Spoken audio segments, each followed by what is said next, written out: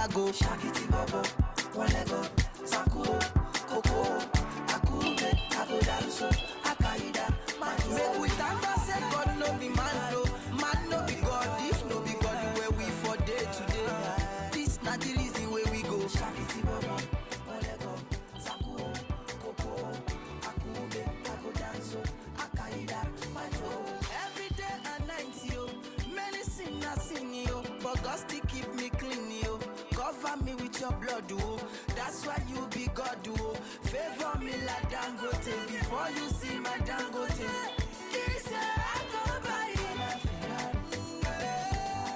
This year I go my Bugatti, my Bugatti. This year my Kalimale, my and I go say God no be man, no. Man no be God, if no be God, where I for day today. This not the reason me I go. Shakiti babo, Olego, Sakuo, Coco, Akube, Ako Danso, Akaida, Majo. Make we thank God, say God no be man, no. Man no be God, if no be God, where we for day today. This not the reason where we go. Shakiti babo, Olego, Sakuo, Coco, Akube, Ako Danso, Akaida, Majo. Me, I just wanna get this paper spent for my mouth. Me, I just wanna ball. Yeah, yeah. Me, I just wanna make my raba. Yeah, yeah, yeah. One do rocky jaba, one leg, one do rocky. Yeah, yeah, yeah, yeah. I want my big dog, well. Yeah, yeah. I want my big dog, well. Yeah, yeah. Biggie man, my God, no biggie man. Oh, no, no, I'm calling small boy. 90 man in back. Oh, no, no, I'm calling small man. I got no biggie man. I'm calling small boy. This is why I say, oh, yeah, Allah Jehovah. Anyway, anything you do, Yoluwa logo.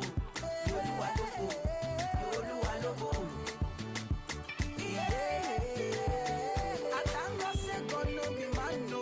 Man no be God, if no be God, where I for day today. This not the reason me I go. Shakiti babo, Olego, Sakuo, Coco, Akube, Ako Danso, Akaida, Majo. Make we thank God, say God no be man, no. Man no be God, if no be God, where we for day today. This not the reason where we go. Shakiti babo, Olego, Sakuo, Coco, Akube, Ako Danso, Akaida, Majo. Swaps.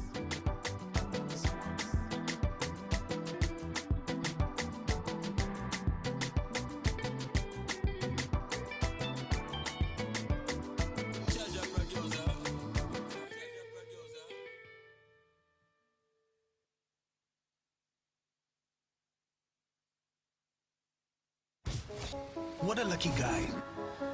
At least that's what it looks like. Success wasn't just dropped into his lap, wrapped up in a cute ribbon. This was no accident. What you see as luck is grit.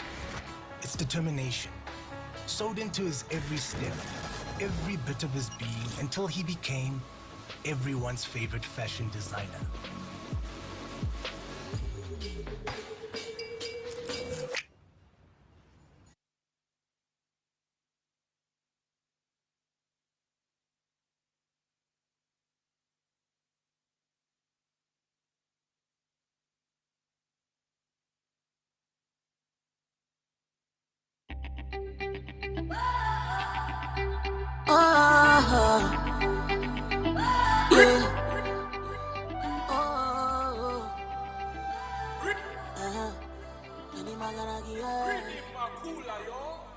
It's 12 a.m. in the morning.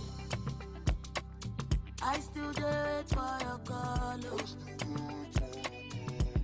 Don't do me like this, oh yeah. Aramiti walona, yeah, yeah. But I don't dey wait, oh. I don't dey wait, see, so yeah. And I still dey pray, oh. I still dey pray, oh, yeah. Oh, don't know. Oh, my ego now for you. All my ego for you. Oh, my rabba now for you, yeah. All my rabba for you.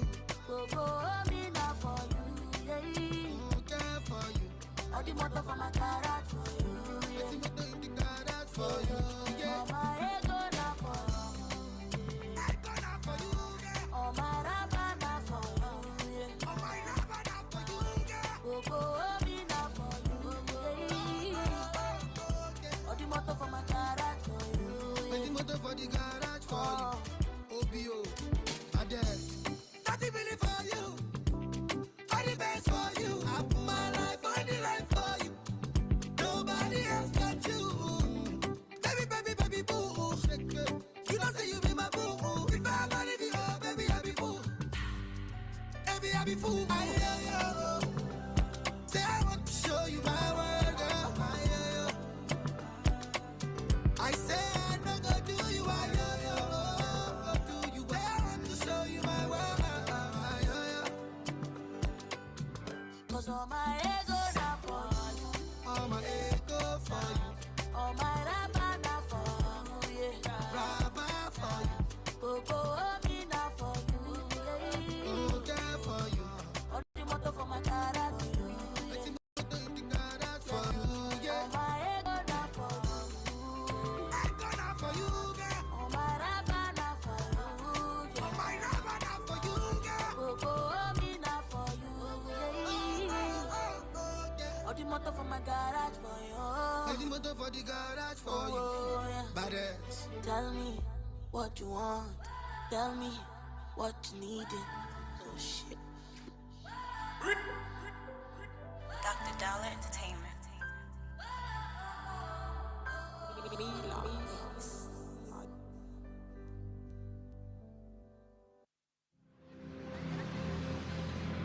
I was born and raised in a town called Ijebu-Ode. I saw poverty firsthand. I saw the grit of men and women especially. My mother was juggling 6 jobs at the same time. There was this property she took for boarding facility. It had raw soil. So guess what? We turned it into a farm. It made me understand that you can actually create a lot of value out of nothing if you open your mind. And that's what Harvest is doing, actually putting boots on the ground to connect more women to financing opportunities. I was raised by a single mom. It was a bit difficult for me, but what made me keep going on was her determination. That is driving me to make Harvest a success as well, to ensure that we bridge the financial gender gap. So I started my career in marketing communications. And when I started research, I realized that actually a lot had been done. A lot of research pointed to the fact that a lot of Nigerian women do not have access to financial services. The rural population in agriculture in Nigeria is made up of 70% of women, but they only get access to 10% of the structured funding. And so someone had to act. Why not Harvest? At the moment, we have 30,000 plus users, and we're looking at getting to 1 million. You can use it for saving, you can use it for deposit, transfer, withdraw, online. Funding the gender economy is not a gender conversation, it's an economic imperative.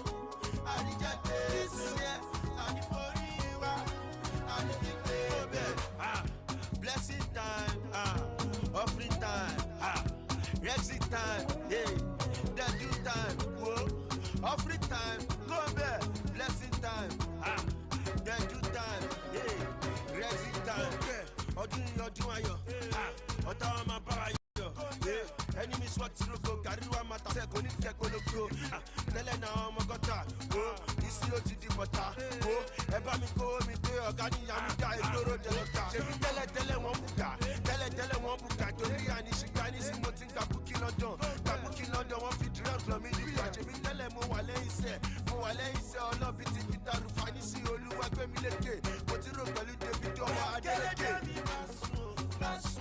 Masu, Koribi Masule, Asade Asu, go wale, this year, I'm a lower, I'm a shy, this year, I'm a college tutu, I'm a rama, this year, I'm a people labor, I reject this year, I the poliwa, I the big baby, blessing time, offering time, exit time, yeah, that do time, whoa, offering time, go there, blessing time, that do time, yeah, exit time, I'm going to one better be more shit, Timo, the money, what I think they want. What's in was stop? The one Lagos and I'm more. I'm made it, what I must study me. If you want to come, I fed you a follow. What's in the back? Biti Pocoli, and let me masu Jamamu Coding. Mamu Todisi, Mamu Titoli, then you see no but you look up at me. I'm a day on you by me. I'm a papa when you shine. Measure my dear and you go back. They question la costa. Masu, Koribi Masule, Asade Asu,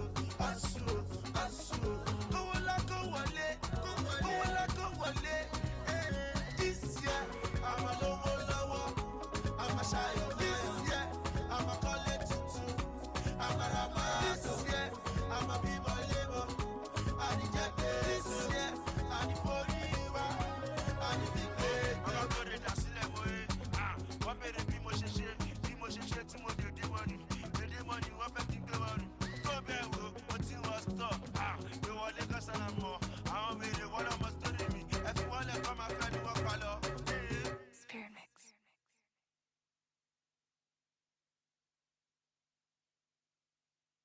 I deleted all the loan apps on my phone except Okash. I have used countless apps and finally realized that Okash is really easy and efficient to borrow money. You don't need to fill out a bunch of messy information. It is 100% online process. No collateral or guarantor is required, and you can receive the money in a few minutes after applying. You can borrow up to 500,000 naira and pay back in installments. You pay back a little bit every month after receiving your paycheck, and there is no pressure to pay back at all. If you are also in urgent need of money, just click on the link below the video to apply for your loan amount. There is no charge if the amount is not used.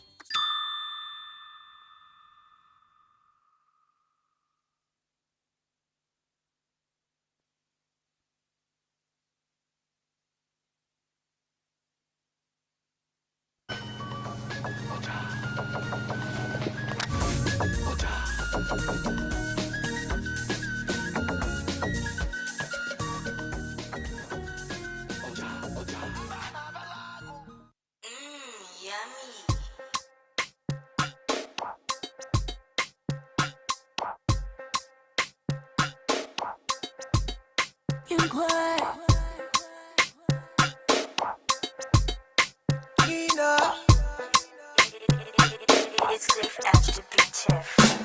I respect you, Gina. I don't need to tell you, Gina. Too much for me, oh Gina. Like the way you do, oh Gina. Oh, Gina, you my Gina. Want to take you out on a dinner.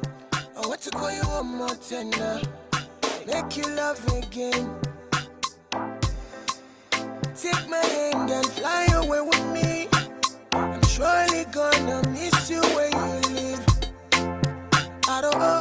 Ooh, take my hand and fly away with me. Oh, surely gonna miss you when you leave. I am dead for the matter. I go soon pay for the matter. I no go fit too cool for the matter. Sit back, relax for a ride. Oh, you know I'm bad than I better. I all of them with it social. Now only you for the matter. Now only you for the matter. It's supposed to be my baby. It's supposed to give me baby one time. Gina. It's supposed to be my baby. It's supposed to give me baby one time. Gina, Gina,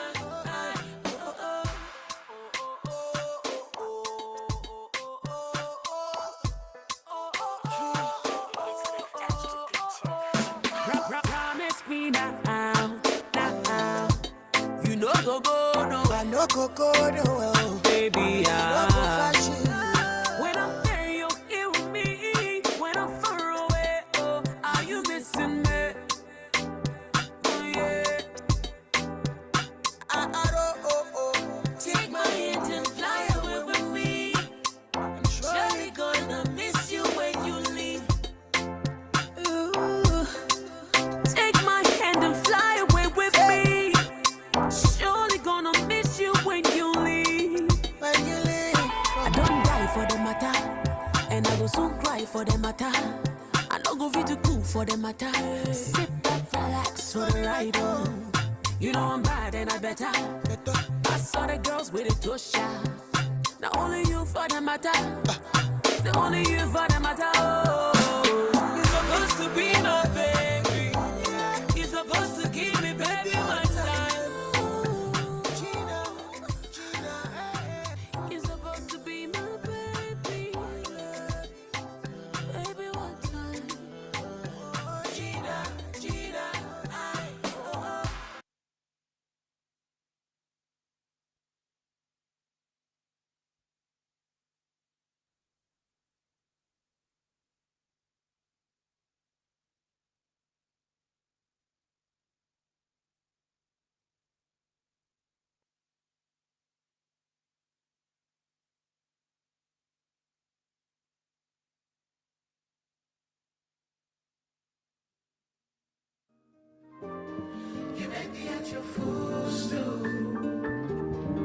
Please, let's make use of the seats in front of us so that we can get good coverage, please.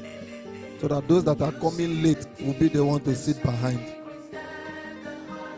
I won't come late and sit in the front. Let's just use the front seats so that we can leave the back seat for those that are coming late. Because if they come late and we are on, they are walking to the front, they will be distracting the flow of the program. Please. Please. Please.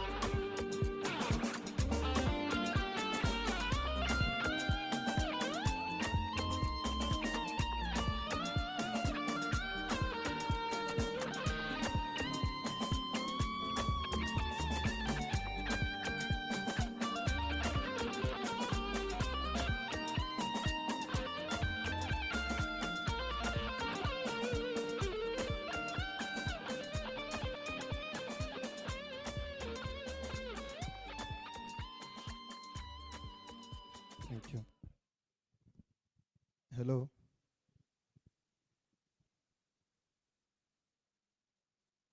Well done. Well done, sir. You're doing well. Fine, sir. Thank you. Well done, ma. You're highly welcome. I wish I can greet everybody one after the other. Finish up. I'm waiting for you. No, don't stop. Are you done? Are you sure? You have time.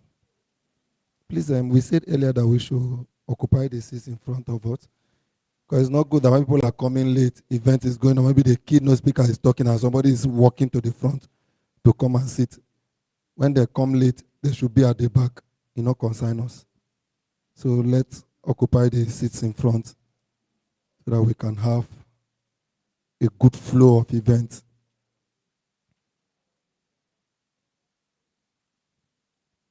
All right. Thank you very much. I thought you guys were done. Have you done finished? That's exactly what they would do to us in primary school. They would change one of the students. It's like you are a principal or headmaster. You know exactly what to do. All right. You are all welcome to this launch of Waka, Green Waka Carbon Literacy Project Nigeria. That's basically the reason why we are here this morning. And I'm not a guru in this stuff, but I know that when you're talking about carbon literacy, it's simply creating awareness and understanding of climate change and the impact of carbon emissions amongst the populace. I think I'm correct. So that's basically the reason why we are here. On this junction, I want to seize this opportunity to recognize some dignitaries. I don't want to use dignitary per se, but some individuals that will be imparting us with the knowledge to fly with this afternoon. They are the people that this podium is prepared for. And then all of us, our contributions are that they are sitting there as important. Together, as I bring my first to the high table, he is the co-founder, Green Waka, in the person of Mr. Michael Mbaike. Please, a round of applause for him. Thank you. Eh? We need an usher here who will be telling us where to sit. Just sit anywhere. You're already on a high table. You're looking for where to sit again. Sit on one of the seats. And to our in Union of Journalists, Abuja, Mr. Patrick, okay, the president, Nigerian Union of Journalists, chairman. Okay. So wait to the right there. So that Mona knows in case next time when they want to call me for events, so let's call him. I said that one I used to call chairman president. So look at what they wrote here. President. So I'll correct myself. So know that I didn't make mistake. I'm very good at my job. All right. The chairman, NUJ Abuja Council, please a round of applause for him. Mr. Patrick. I'm trying to escape this. Let me just leave it at Mr. Patrick. Osadebame, please a round of applause for him. I was trying to run from the name. All right, also to join them, we want to receive Dr. Aminu Zakari, Executive Director, Center for Climate and Environmental Studies. Please a round of applause for him.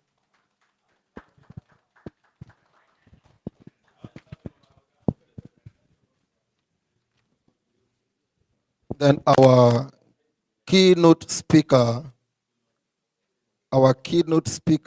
in the person of Eche Asuzu, ably represented here by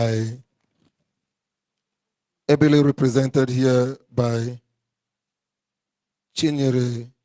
Am I correct? Chinyere is the one representing our keynote speaker now. Okay.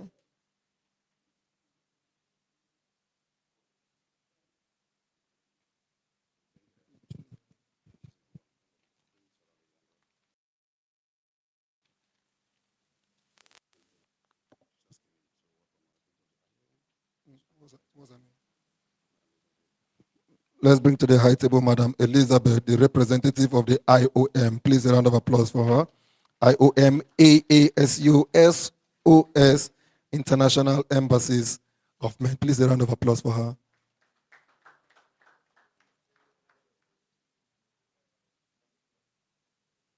Thank you.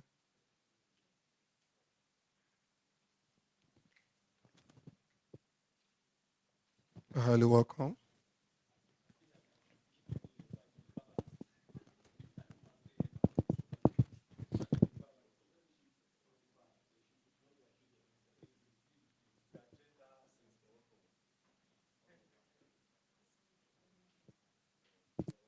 You're welcome, ma.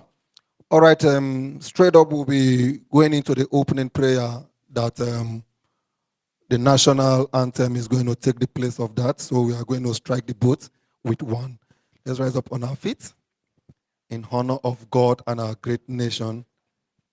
Please, when we are singing, I won't use the microphone.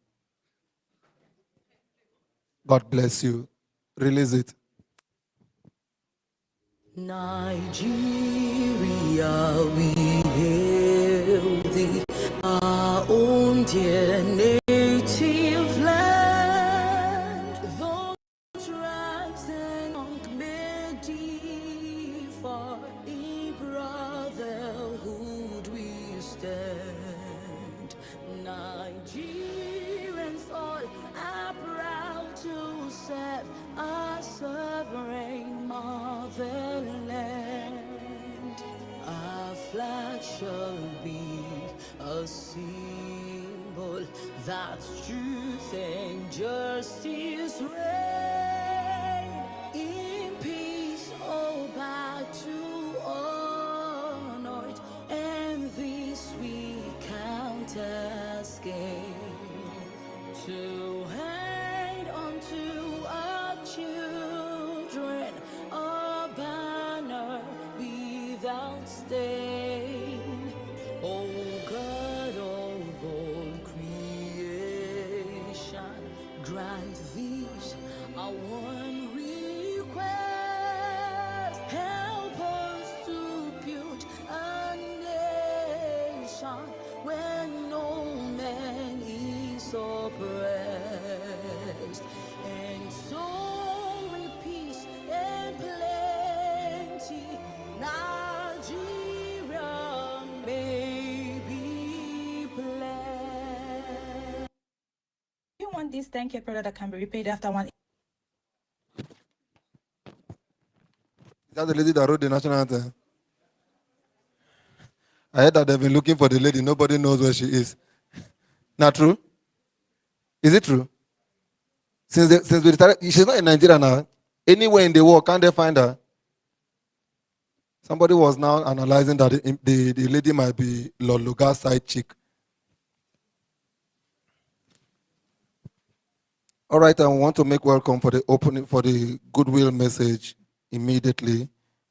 Oh no, opening welcome address / remark. Let's make welcome Mr. Michael Mbaike, co-founder Green Waka. Please a round of applause for him. Thank you very much. Thank you so much.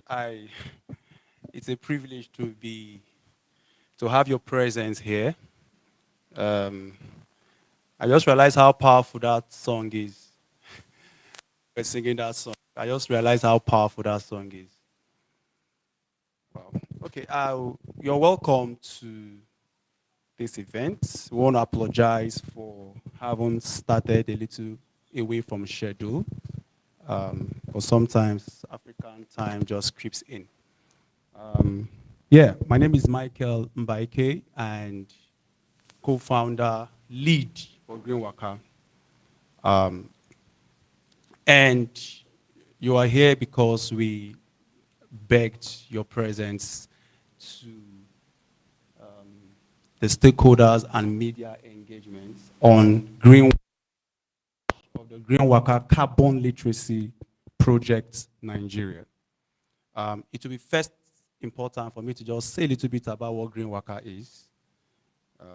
Green Waka basically is a communication strategy Focus is a communication strategy, and the simple aim that Green Waka seek to achieve is one, dismantle silos in the pursuit of sustainability, mass and social mandate for action, and ensure that every stakeholder, I mean, there's no one is on deck pursuing sustainability. Many times in the concern of sustainability, we have too many people doing different things, and it looks like as if we are not achieving anything. But Green Waka is attempting to strengthen SDG 17 so that SDG 13 is achieved in and through the rest other goals. Just simply.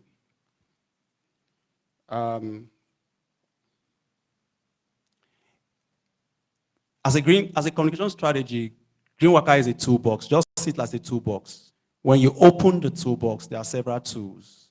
A toolbox for the mechanic has one single aim: to get the vehicle to move smoothly. However, if you are privileged to look at the toolbox that the mechanic has, there are several tools attempting to different parts of the vehicle, all working together to ensure that the vehicle moves. So in the concern of sustainability, of course, there is obviously a comprehensive stakeholder list. Every person is in that list. So in the Green Waka toolbox, every project inside it, every project that expresses itself from the Green Waka social impact brand is designed and targeted to ensure that the carbon literacy, the Green Waka carbon literacy project is a tool out of the Green Waka toolbox. Literacy talks and focuses on education, obviously. We talk about social justice. We talk so much about net zero and all of the targets that we all give in these high-level meetings. One of our presidents in Glasgow made an ambitious statement. But then, many times, this conversation just ends up at amongst a few of us, people and persons that are privileged to have concern for these issues. And many times, it doesn't trickle down. So we believe that the Carbon Literacy Project, or the Green Waka Carbon Literacy Project, is going to be answering to that big gap. We think, except such a project like this is launched and gaining participation from every stakeholder, we believe that the people-centric approach, the people-centered approach or people-centered response to this thing will be heightened. And that's the bias or the sentiment or the intention behind the fact that Green Waka is taking the burden to ensure that we can launch this project. It will empower Nigerians and ensure that they can do climate action where they are. The beauty about the model, it's an adoptable model. For the first time, we are saying that the literacy is being certificated. People can now boldly say, I am carbon literate. People can now flag certificate and say, I am carbon literate. In the nearest future, I think you agree with me that as soon as there will be documents that will be required to prove green skills that will match the many green jobs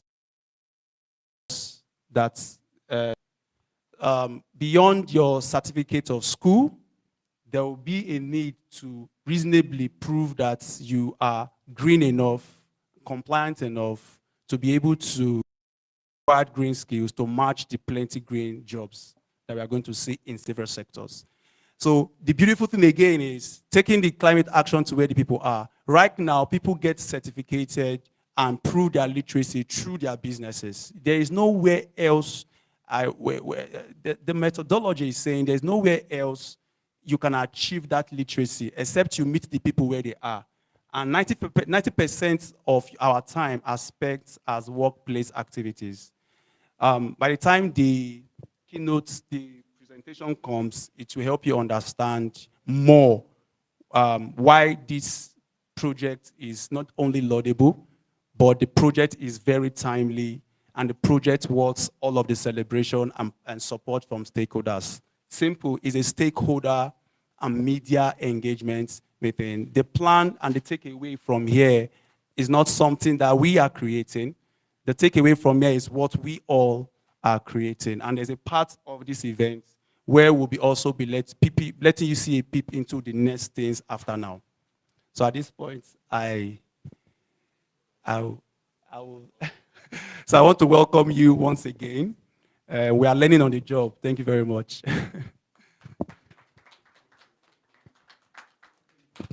we go here about passion.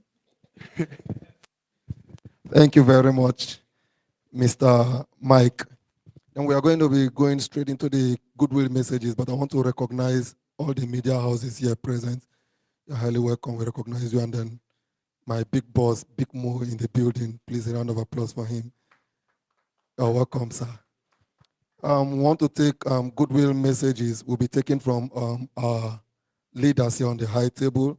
And then the first I'll be handing over the microphone to is our representative of the ION in the person of Mrs. Elizabeth for her goodwill message. Please, a round of applause for her. Thank you very much. Good morning, ladies and gentlemen. I'll stand on all existing protocols. So on behalf of the Chief of Mission, IOM Nigeria, Mr. Laurent Dabrouk, that is unavailably absent, so I'm here to represent him for this August event. Even though I wasn't prepared for this, but again, this has become a family, right? Mm-hmm. So we'll never disappoint.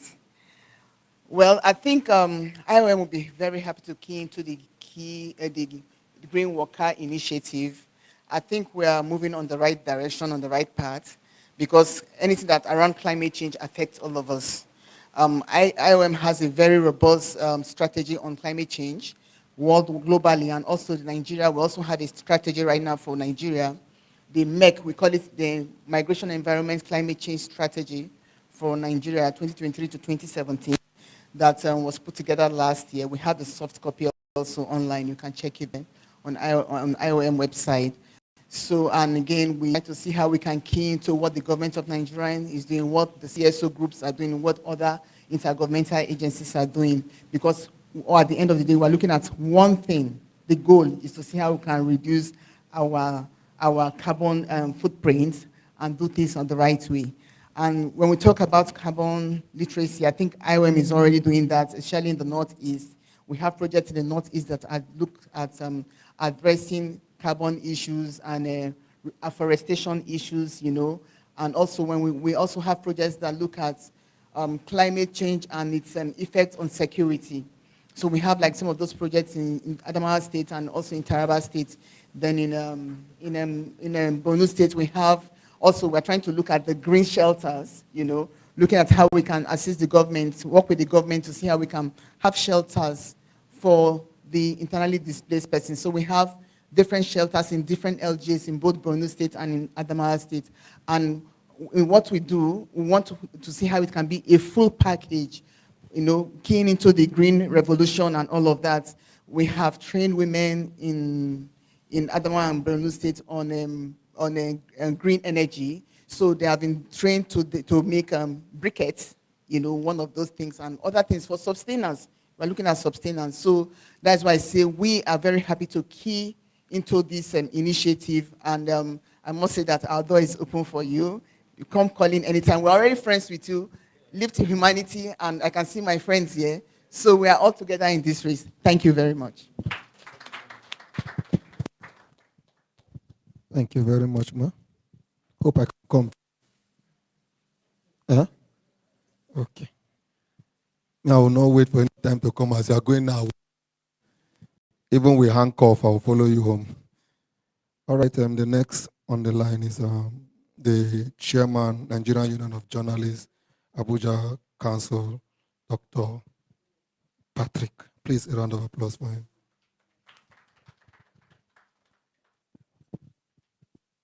morning, everyone. Well, they've saved me the list of protocols, so I don't need to start calling protocols when we're here by passion. You're all welcome to this important event. Can you hear me now? Okay. You're welcome to this important event. And Green Waka, of course, may be new. And the project it is intended to carry out, which is to get people educated on actions that should be taken, when it should be taken, and possibly how it should be taken to be able to reduce our carbon footprint is something very noble. It's a very noble, it's a new niche. It's a very strong one. And I think you go places with that. It's a very huge market. I think for the few years covered environment, one of the problems we've always had with accessing international funds for these issues because we just don't even understand the politics and then the actions needed to do. We just go with a huge team, sit down, finish discussions, we come back, and the next time again they're returning for another meeting of conference of parties. We are still thinking of how we can be able to break through the money that is seemingly increasing but never assessed. So knowledge such as this will be very, very useful to us as a nation. And like he mentioned earlier, it is important that we key into this individually and even our friends and kids because when you talk about getting certification, know that this country is a country of certification. But I hope this certification will not just be one of those many certifications that will get to a point that people will start buying. So they can. So let it be one that people actually will be certified by virtue of knowledge. And when they have that knowledge, they will know how safe it is to work within the environment. I give you one instance of something they're about to do, which the president seemed to have done already, unknowingly painfully. You and I are still suffering it. Up to now, even when we leave here, we'll continue to suffer it. When the president said fuel subsidy is gone and gone forever, did you notice that vehicles that were emitting gases on the road, they are no longer on the road? Do you notice that? Somehow, with a painful policy, but simple pronouncement, nobody is busy pursuing vehicles. Say, this vehicle should not be on the road. You have too much, your vehicle is dead. This one that is putting, the guy will be blowing fume from Gwagwalada down to what you can, all over the country. But with that singular statement, many of them have returned to the what they call mechanic workshop. Some have gone to the butcher houses where the butcher and the useful parts have been taken, and those vehicles are off the road. To some extent, it contributes to our, what do you call it, nationally determined contributions. NDC, we said our own is 20 or is it 30 or 15, we were talking about sometimes. We're arguing about our national, because every nation had to determine what it can be able to work with and see how they can reduce their footprint. With that, I say welcome to all of us as we individually work on our own individually determined contributions to see how much of gas we use. And when the cost as it is now becomes very tough and our wives are going for the charcoal, then we think of the most environmental friendly charcoal pots to see how we can also contribute to reducing carbon footprint in the country. Thank you very much and welcome to this interesting. Thank you very much, sir. Fuel subsidy gone. Carbon emission in Nigeria reduced by 24%. Yes, this source? Google. Google, that Yoruba man will tell you. The moment they say fuel subsidy gone, carbon emission reduced by 24%. I put it to you. You can quote me anywhere, anytime, but you don't know my address. I will just say it and run. All right, the next goodwill message is going to be coming from the Executive Director, Center for Climate and Environmental Studies, Dr. Aminu Zakari. Please, a round of applause for him.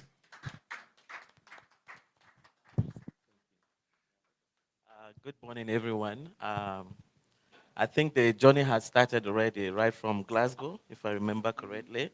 I think there's a very good way to put this together in terms of how to talk about the carbon emission, the CO2, and the green worker. By the time you tell people along the way that, green Waka is a source of income, a lot of people will be interested because it's an opportunity for the teeming youth of Nigeria to be able to start generating their own carbon credit and also trading it at the voluntary market. So this will be very simple term for people to have that passion, understanding, and willingness to be engaged in issues of how to address climate change. From the UN perspective, I'm privileged to be the lead technical officer with the FAO in the Northeast, where we cover the whole of the Bay States, as my sister from the IOM mentioned. In the Bay State, we're able to develop the climate smart agriculture profile just for 3 states, not for the whole country, even though it's embedded in our documents, in our NDC to the UNFCCC that Nigeria is going to develop the national climate smart agriculture profile as part of the contribution that Nigeria is going to engage. And by doing some of this initiative at the same time, we're cutting down our carbon credit, we're generating the credit to trade at the voluntary market, and also as a CSR to some of these corporations, even national organizations within the country. So like I said, the Waka started in Glasgow, and I'm glad it's here in Nigeria. So I want all of us to work with Green Waka, and then we'll keep working together. I'm wearing 2 cap, I think, because I should be on the panel discussion. So just to welcome everyone, and then we'll talk more of this along the way. But I'm particularly happy, for example, now let me give you a typical example. If you go through the Ministry of Work and Housing, Environment, and you will see their parking lots everywhere is solar panel. You understand? So imagine a technical officer approaching those 3 agencies and now start discussing issues of, okay, before now, you are using generator.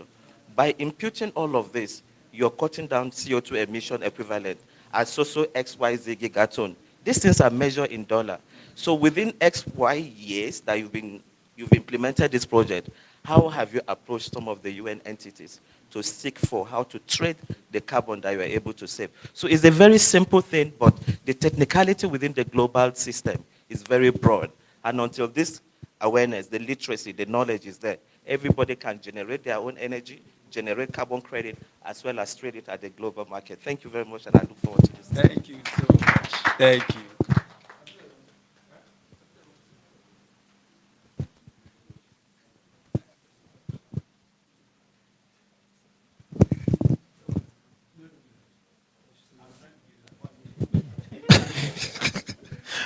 I wanted him to say something so that I will use the time and say to something at the back. So you refuse to catch the signal. All right.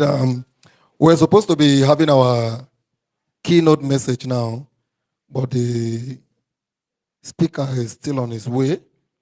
So we are going to be going into the presentation, and that's going to be done online.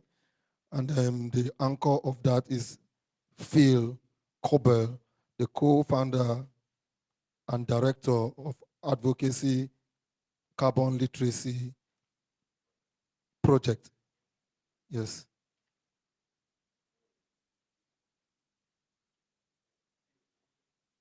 Mr. Phil. Am I Phil? Why are you putting me on the screen? Can I fill the gap of Phil?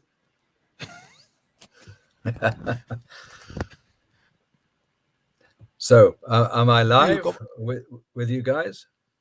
Yeah, okay. Trouble check him on the microphone or through mail. How are you doing that? How are we doing, guys? Believe me, this sort of thing is. Can you hear us? I can hear you loud and clear. Can you hear me? I think you're muted. Hello, everyone. He's muted. Oh, great. Thank you. I'm just wondering if you can all hear me.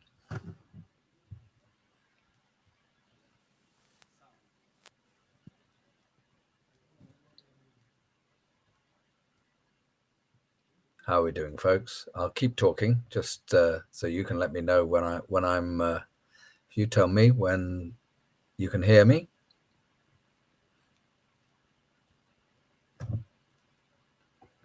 I'm just. Mr. Mike. Oh, yo, I you can hear pass and where you you. speak. Mr. Fee, no hear you. Hello, Fee, can you hear me? I can indeed. Can you hear me?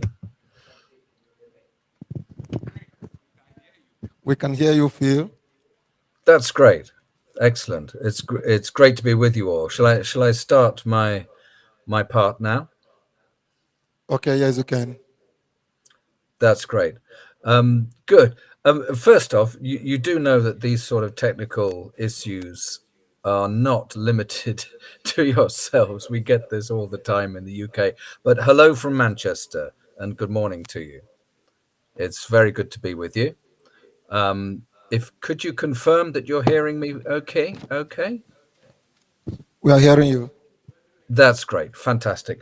Good. I'm Phil Corbell. I am the co-founder and director of advocacy of the UK charity, the Carbon Literacy Project.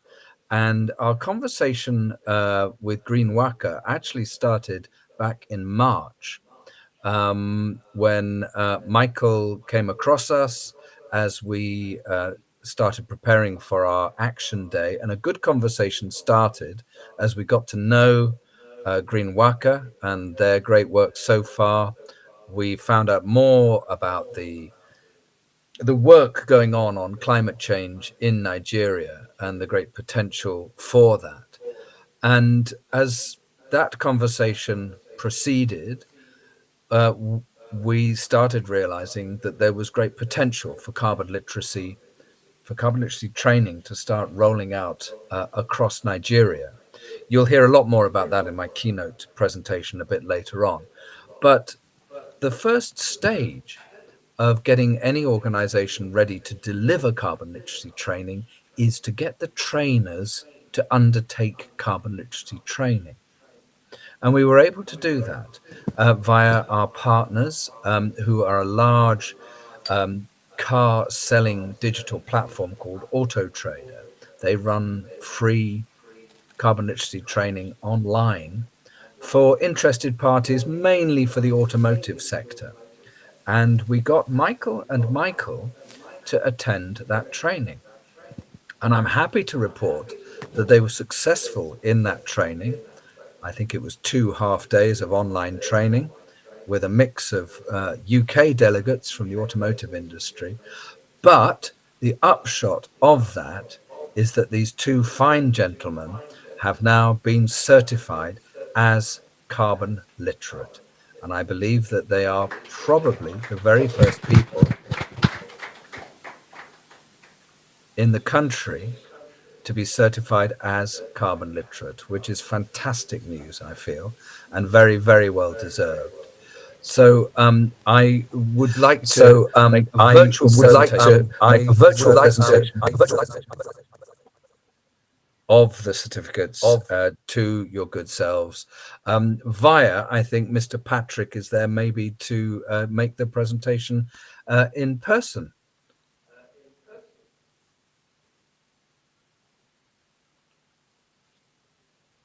I hope. But I mean, from our point of view, you have qualified, and you should have those certificates in your hand, ready to receive.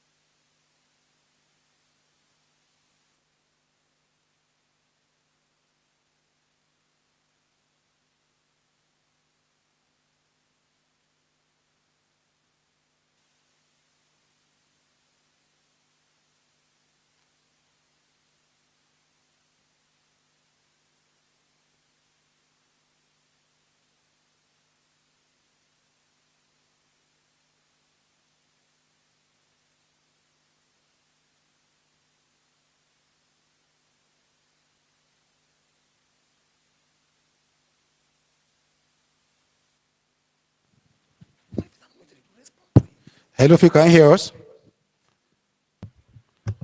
I can Hello? indeed. How's things? Good. Okay, awesome. So,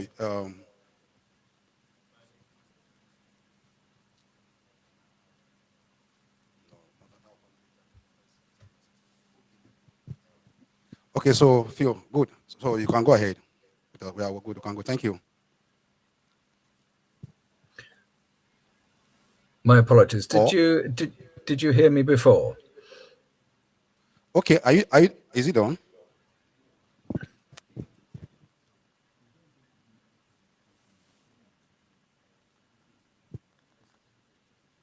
Okay. Okay. Mr. Phil, can you Yep. hear me?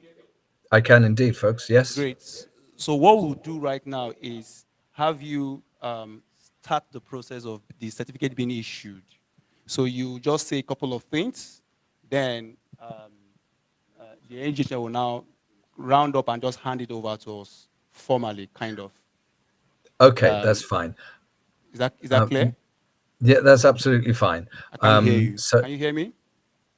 I Now, can hear. I can hear you. Can you can you hear hear me me? now? Yes, I can. Okay, so let me recap. Um, what we want to do right now is formally, publicly, have Nigerians see the certificate issued, the two first guys that have been certificated. So you just start that process by saying a couple of things, right? That's When great. you're done, um, online, then you make.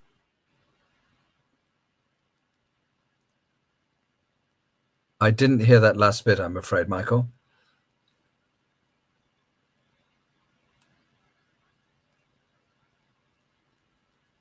I seem to have lost sound here, I'm afraid, from you.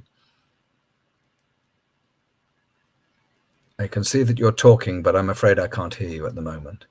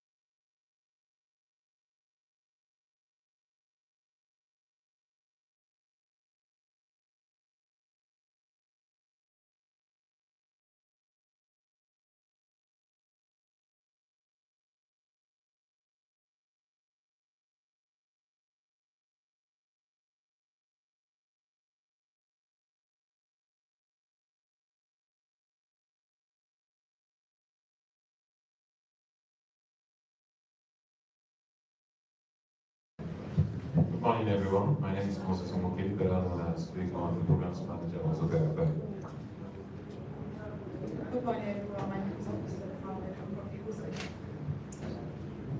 Hi everyone, my name is Latifah Emmanuel here. I'm with Enviro News. Good morning, everyone. My name is Ene Oshaba, and I work for the Reference Ministry. Greetings, everyone. My name is Loki Abeng. I work as a climate justice research lead. I'm supposed to work. Good to be here. Thank you. Good morning, everyone. My name is Jane Kam from the FCC Journalists and Journalists.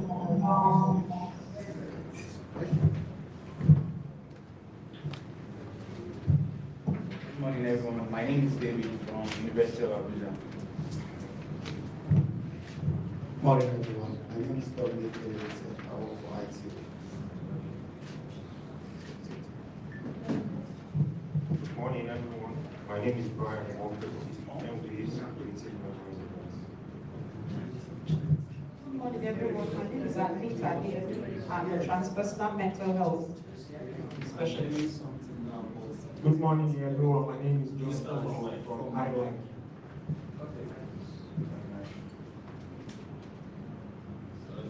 Good morning, everyone. My name is Phil. I'm from Israel. My name is Victoria Mari. News now. Hi, everyone. My name is Krisha Mai.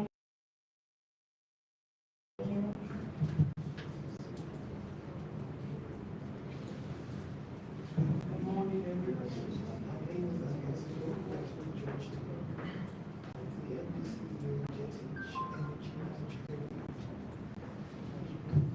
Good morning, everyone. My name is Mohamed Mura, National Park Ambassador. Good morning, everyone. I bring you greetings from the Federal Ministry of Agriculture and Food Security. I work with the Department of Agricultural Land and Climate Change Management Services. Thank you very much. Guys, so Phil, can you hear me now? And are you guys ready? Yes, sir. Okay. Can you try to, can you hear me?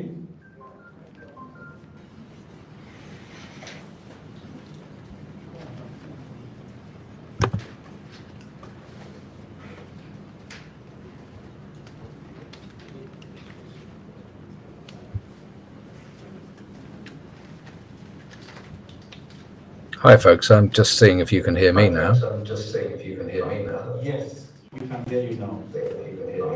Yes. So let's not get it done. That's great. There's a bit of echo as I hear myself coming back, but that's fine. I'm sure I can cope with that.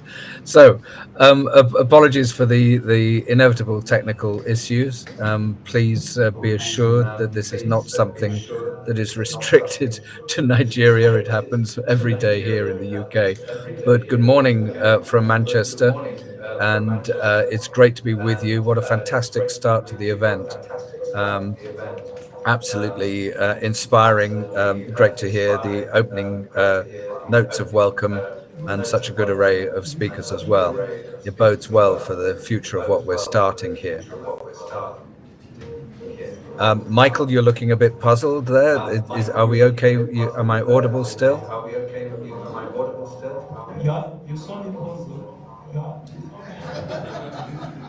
That's good. That's great. So let's crack on. A bit of the history of how this came about is that back in March, Michael got in touch with us. We are a Manchester-based charity here in the UK, and he was interested in what we were doing because obviously Green Waka are working on climate and particularly communication, and we're working on building climate awareness as well. You'll hear a lot more about that in my keynote a bit later. But the conversation evolved, and it became clear that Green Waka would be a great partner to take carbon literacy into Nigeria. And I'm just going to see if we can lessen a bit of this echo going on.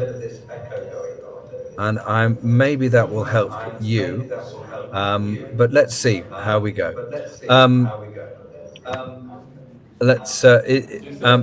So back with the initial conversations, we were able to get to know each other a bit, acknowledge our common cause, and then it became clear that Green Waka would be able to deliver carbon literacy training in Nigeria. We don't train, we enable other people to train using our framework. So that works by first enabling the trainers to be certified as carbon literate. Now, we are part of a very large community, training community, mainly in the UK, and many of those trainers are able to offer training to people who are just starting on their journey to deliver carbon literacy training. And what we did was enable Michael and Michael to attend some training at our partners at the they're a large company digital platform for car sales called Auto Trader, and this training is delivered for anyone in the automotive sector, in fact. And indeed, if any of you are interested in that, then please get in touch. We should be able to help with that. But the upshot was Michael and Michael attended the training, and I'm very happy to announce that they succeeded in the training, and then they are now carbon literate. And I believe that they are the first two citizens of Nigeria to be certified as carbon literate, which is a fantastic achievement. So I would like to virtually deliver the certificates to you, but luckily we have physical certificates to present to you as well, and I believe I can hand back to you to get that delivered to you.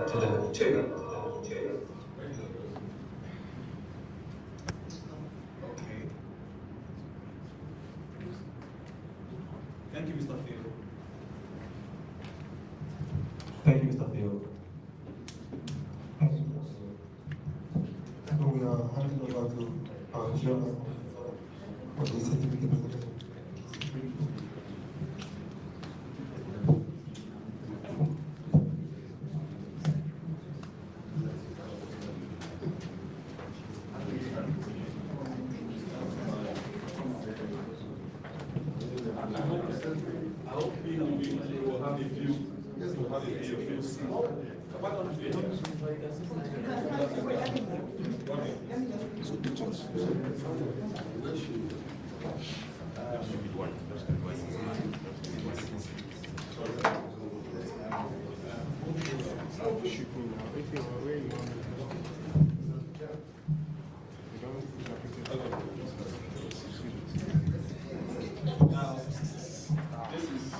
Very auspicious moment. I'm listening to you. I should be here. Okay, okay. Where's the down? They should move back, Abi. I think she go first. Go first. Hey, go ahead. Just shift. Now, see.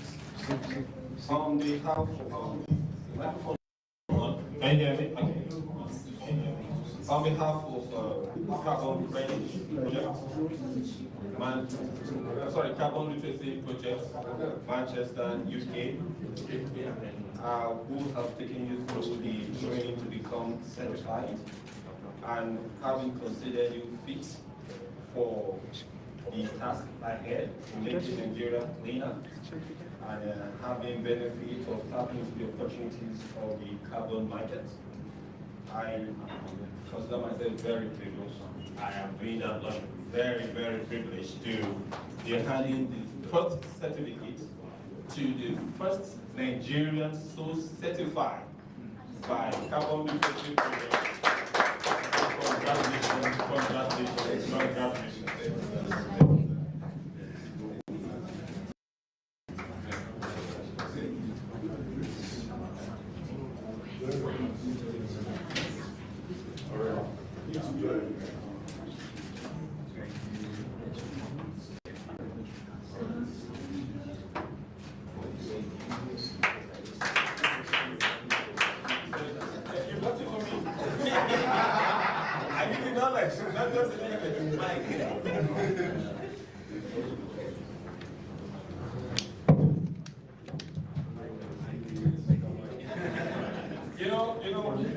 have had cross-house reporters on the environment week.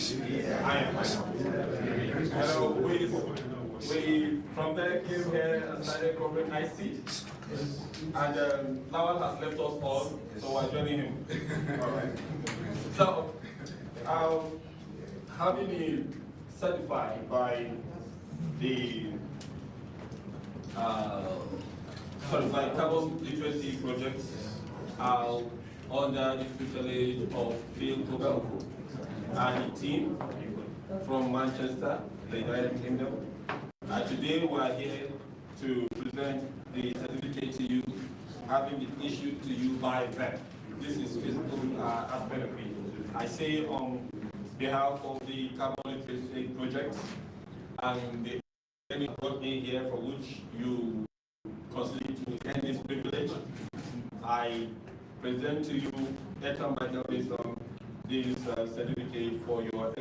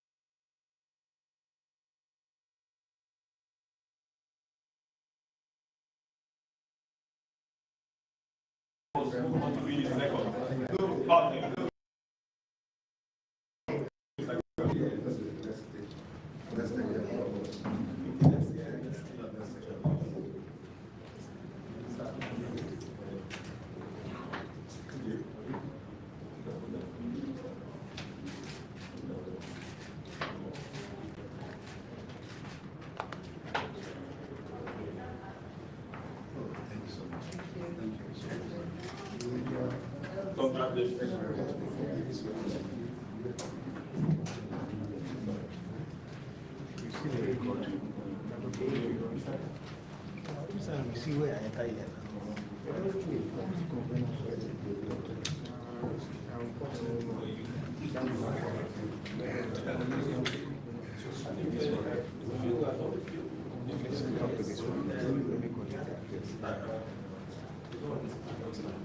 So what I need to do is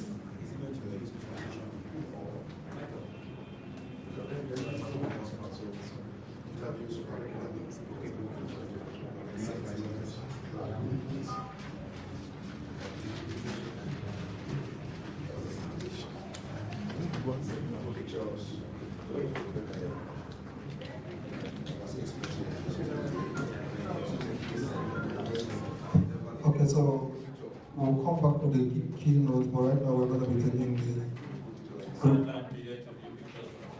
group photograph and interviews, right? And interviews outside. After which we'll return back, we'll reconvene for the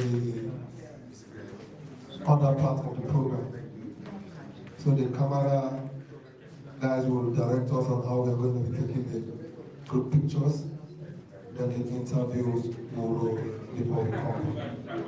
Thank you.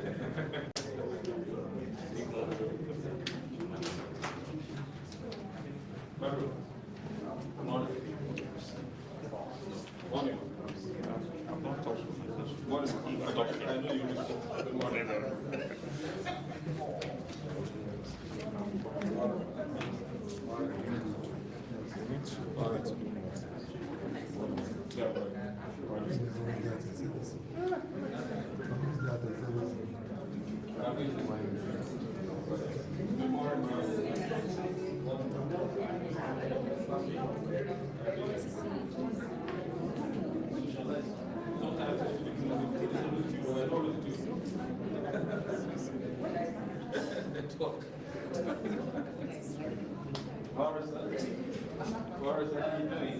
Well done. Technical.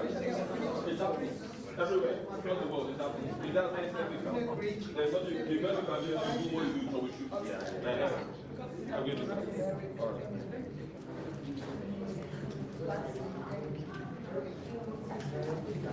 Good morning, ma'am.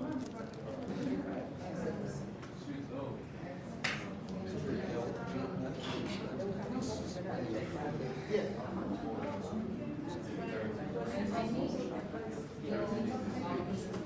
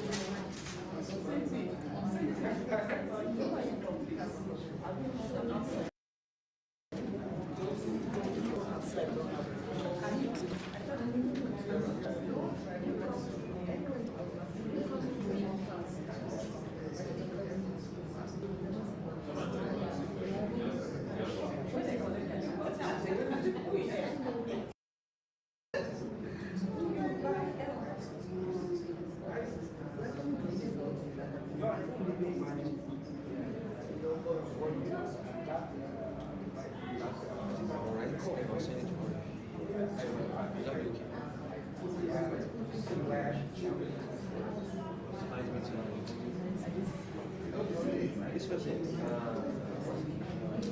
Zero.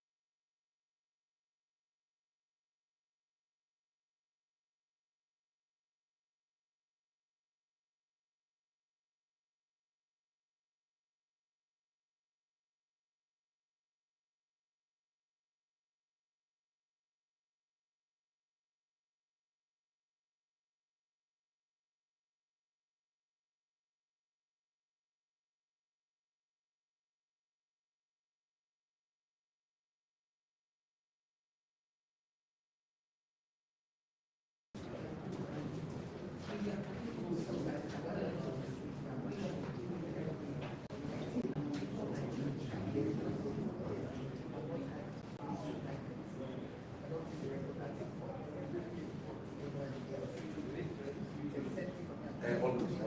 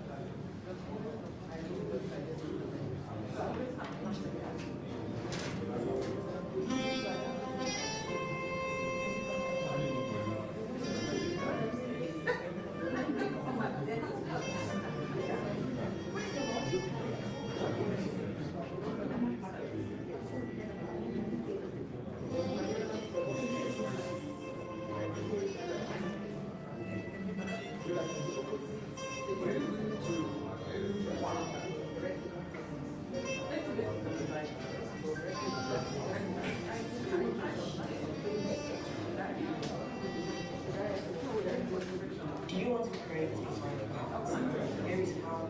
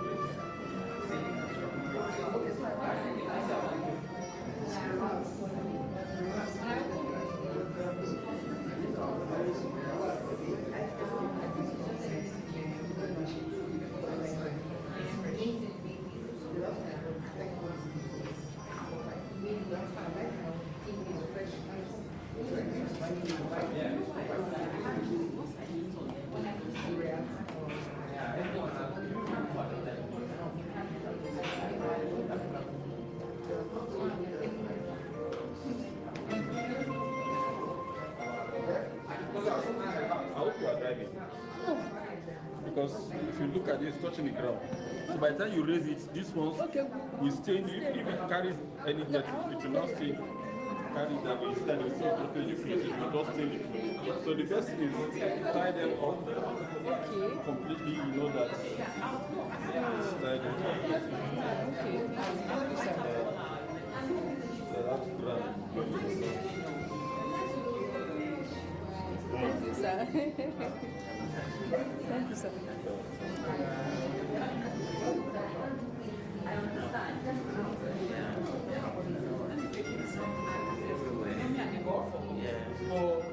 On the work for alliance now.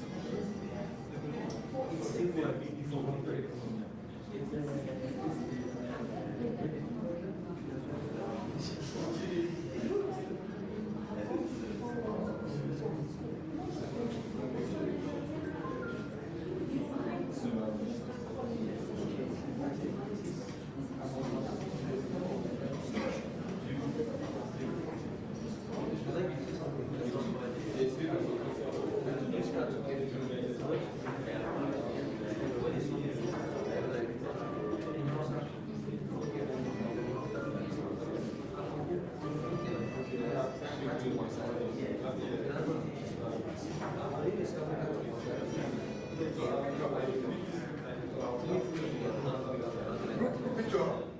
Look, I want to look out all of us. Group picture. Group picture. Let's go on the back of this group picture. Dr. Zach, group picture. Chair. Group picture. Group picture. Group picture. Doing justice. That's for the informal aspect. That's for the informal aspect. We need a lot of training. Because even up to that, it's not no, we can't tell me that.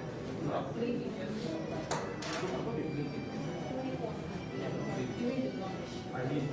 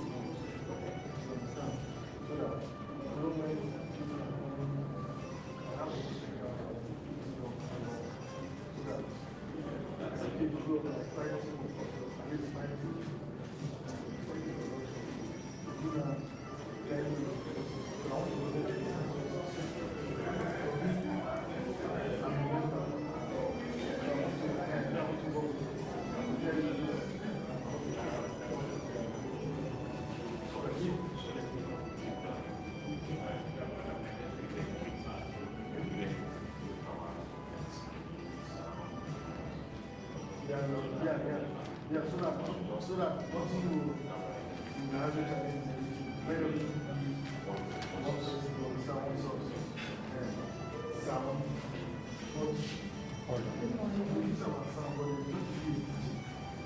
it's a very good event. When that time comes, you will shut down. I don't want to interrupt.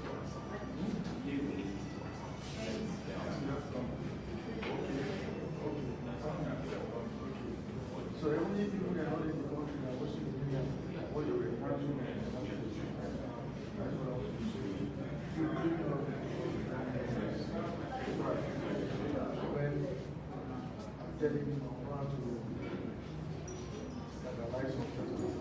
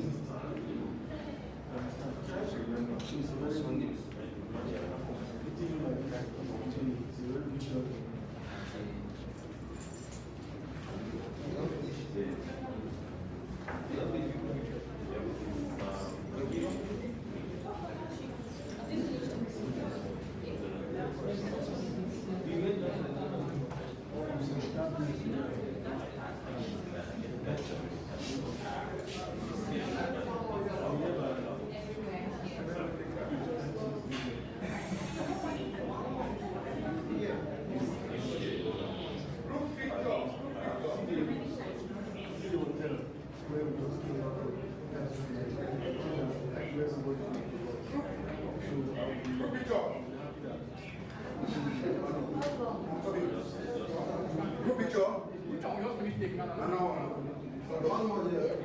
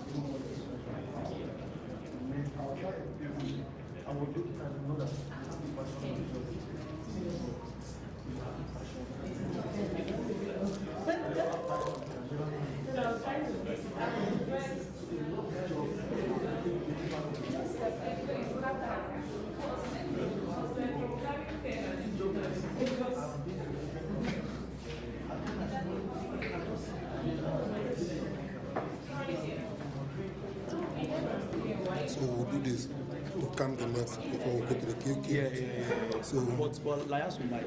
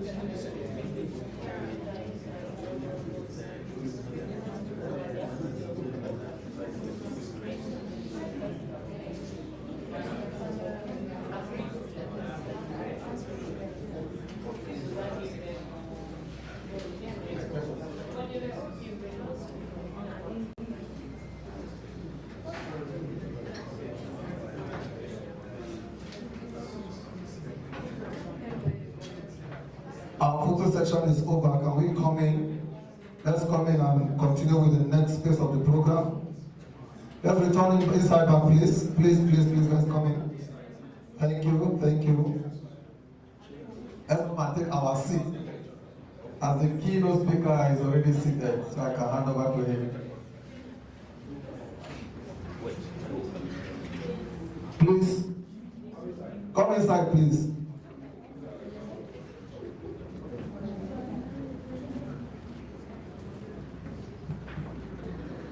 Let's come back inside.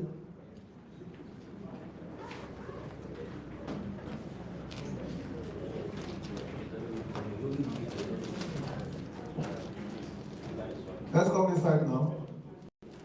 Abu, want to we should bring another speaker outside here. Please, let's go. Don't start.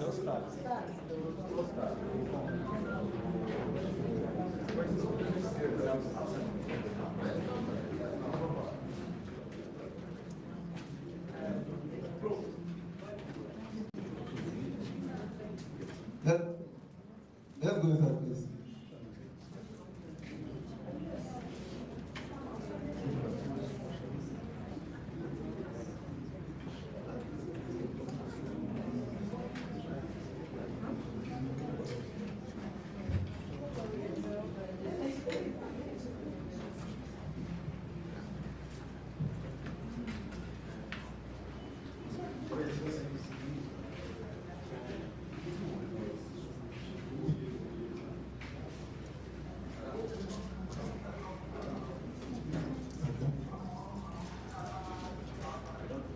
But are we still watching? Welcome back. I don't answer me. What? Even the answer said, I have to manage it. The answer is not eco-friendly. Answer, you change your seat. You want to be there? We even took Mrs. Elizabeth too. What happened here? We're not doing fundraising now.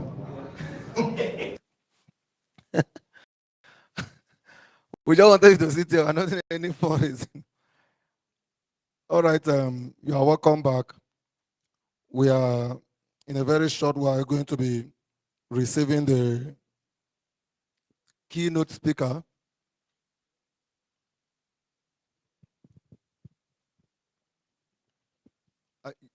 Are you back? I gave him certificate. He didn't know where he kept it. I wish they can change the name. I would have owned it. What you went to UK, hustle, study. People are still looking for it. They gave you on the. What do you mean knowledge? No, I'm kidding. Just tell me to change the name. If I lock myself indoor for 3 weeks with my data, if I come out, things I will begin to say, you'll be scared. With data. Data. Which is not, I can afford it, sir. It is way cheaper than flying to the UK. You flew to the UK and you lost the certificate. That's not a good thing. Eh? You treated that certificate the way my father was treated his marriage certificate. Just married, 3 days later, I was already tired. I don't know what's that man's problem. Every time you just see him looking at the certificate, just looking at the certificate. One day my mom asked him, do you admire this thing so much? Why are you looking at the certificate like this? He said, I'm imagining this certificate in a reverse. He said, reverse how? Just seeing myself that day I was going to your village, I was rather coming back like this. When I was entering the church, I was coming back. When I say yes, I do, I say no, I no do. And women can manage crisis. My mother found a way to manage it. It wasn't much of a problem. But when issue came, one day she entered my father's office. That was when she lost it. Saw big portrait, that's office. And she was excited. Honey, wait till it happened, they print out your voice. You're in central area. This is not Maraba. Behave. Even I came from Karimu, but is it showing? Who say yes, it is? I know now. When we see ourselves, even for heaven, we'll go no. Shake me. Which are you there? Equa Church. You know those areas, no address. Now something they carry the red. Say after Equa Church, He said, I'm in Ekwa Church, and I said, look left. Did you see that car that they've parked for 53 years and don't move? He said, go behind the car. You will see one red door. Enter. That's how we direct in those places. So you mean in central area, you notice me? My sister. Comrade. Chop no. He's a fellow comrade now. So let's pretend. Me, I'm pretending I'm in central area. Nobody will know. If not because you brought me out now. Nobody knows. Did he show that I'm from Karimo? What's your problem now? Can't you just relax? Pretend as if you didn't come from there. You're even facing deliverance. You just entered Karimo from Gwagwa 2 days ago, and now Gwagwa is still in you. Is it showing that I'm from Karimo? Say the truth. Is it showing? Aja? Upcoming Aja? Is it showing? It's not showing. Sir, is it showing? It can't show. Comrade. It show? It can't show. Are you serious? You can't do this to me, sir. Did you just do it to me? The smile is you are doing well. It is not showing. Absolutely. As my mother entered, saw her portrait, very big. He said, honey, my father said, yes. You'll be pretending in the house that you are not into this marriage, that you don't love me. What is my portrait doing here? My father said, oh, this one. He said, your portrait. It's a very good one. It's helping me to walk. My mother said, huh? So my portrait even help you to walk. I'm going to bring down her voice now. I'm doing my business now. I will spoil your own business too. Look at this girl. Is wedding very soon. She's looking for MC. Am I lying? And he saw it. He said, it's helping me to work. My mother said, what kind of work does the picture do for you? He said, okay. You see this office? I received the good, the bad, and the ugly. He said, okay, so what's the portrait doing? He said, anytime anybody comes to give me serious problem that I feel like breaking down, I just turn and look at the picture and say to myself, no problem is more than this one. If the picture has not killed me, you are too small. And as a woman, you won't enjoy it anymore. If I was my mother, but my family was actually the best. The day I gave my mother 100,000 for the first time, gave her 100K, my mother said, oh, my son, I wish I met you before your dad. This class, they go clap for you anything what you do. You might will clap for you. You see, I'm trying to crack joke in this present economy. You are not. I gave my father 50,000 for the first time. My father collected the money, pretended as if nothing happened. 30 minutes later, wanted to talk. My father said, call me. He said, my brother, come. I said, sir, you are my father. He said, no, you are like a brother to me. It went to that level. The way the things are going now, you will need extra level of hustle to meet up with this country, with the present reality. You need extra level of hustle. Country don't have, sir, for my compound, professor, they price NEPA bill. They gave professor bill 10,000. He said, my son, please, how much for half current? It don't reach that level. Carbon emission with the shout out. You know, I was in a class and they stated 7 dimensions of carbon. Only 7 dimensions of carbon emission. They said I wrote it down. Said number 1, the first dimension is science. Second, technology. Third, law. Number 4, culture. Number 5, democracy. Number 6, behavior. Number 7, money. And when they concept, and for example, they say make I state 9. I stated all this other one, and they were actually waiting for the remaining 2. I said, what will I do? But as a sharp guy, I gave them number 8. Instead number 8, I said APC. He said, what has APC got to do with climate change? I said, here the logo, APC. I said, do you not get it? He said, okay, there's actually number 8 too. He said, what of number 9? I said, number 9, hit the ground. He said, hit the ground and what? I said, I'm running. Hit the ground and running. So when I did the face say this government, Tinubu will not work, Tinubu will perform. He spent 1 year doing one of the things he promised. Anything that man to go down. The first year he said, I'm removing fuel subsidy. He removed them or not. Second year, he said, the next promise, he said, I will hit the ground and running. 12th of June, you know hit ground? Wait for the running. Wait for the aftermath. The way this man go run, this economy will be good.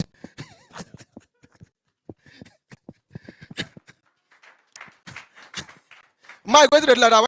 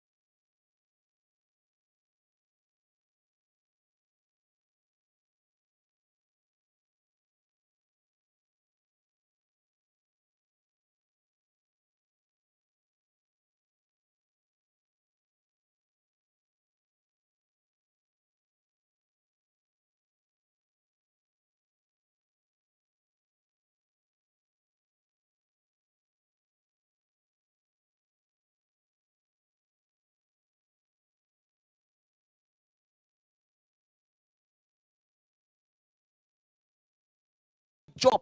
Like me now, this joke where the crack so Robert will constant the crack joke. I'll kill him. I will kill it. There won't be job. Now I don't they shout this thing, diversify, diversify. My landlord, they hear me, they shout diversify. One day night my landlord begin to worry me, my son, how do I diversify? Help me. I can't introduce my landlord to bed Niger. Right now, as I told me and my landlord, they look for house to rent.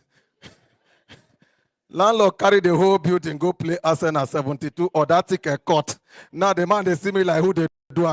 Papa said, yeah, you are a witch now. I know. The first time I met you, I know my life will go down. You will go down, you too. All right, that was just on a lighter note to get you relaxed from your photo section. If I try, clap for me. Thank you very much. Now you clap that loud one.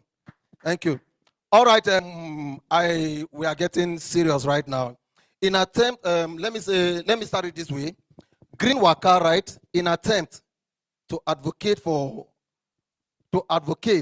Nigerians' effort to shift from fossil fuel dependent economy to a maybe say more reliable or dependable low carbon economy.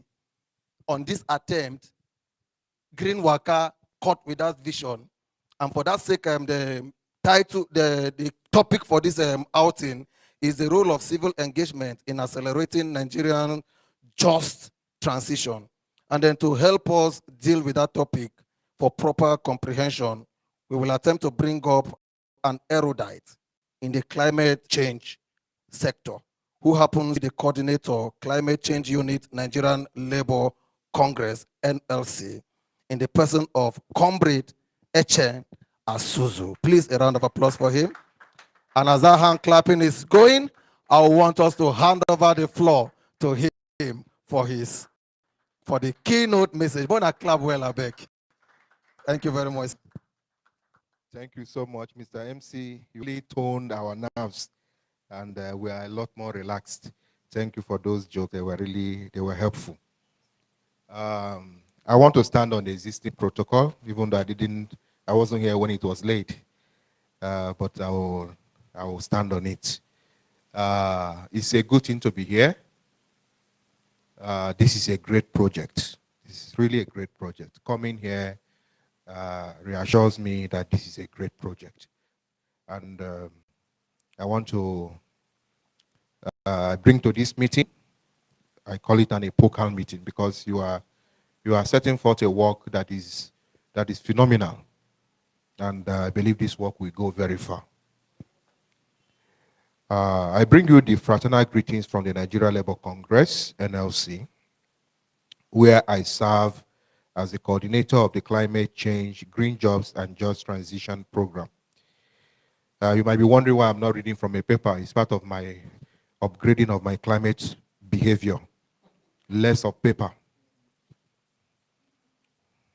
So I wonder what will happen to those in the paper industry. We need to mainstream them. That's why we talk about just transition. That's why it's very important.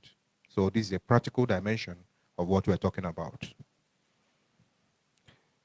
I commend the organizers of this event for their commitment to green revolution in Nigeria. I also recall that some of us, in fact, when I entered this building, I had very nostalgic feelings. In fact, the hairs on my body nearly stood up. I mentioned to my colleague that I came with, I said, you know, there's office in this building that has been here for the past 15 years. And he was there, what? I said, yes.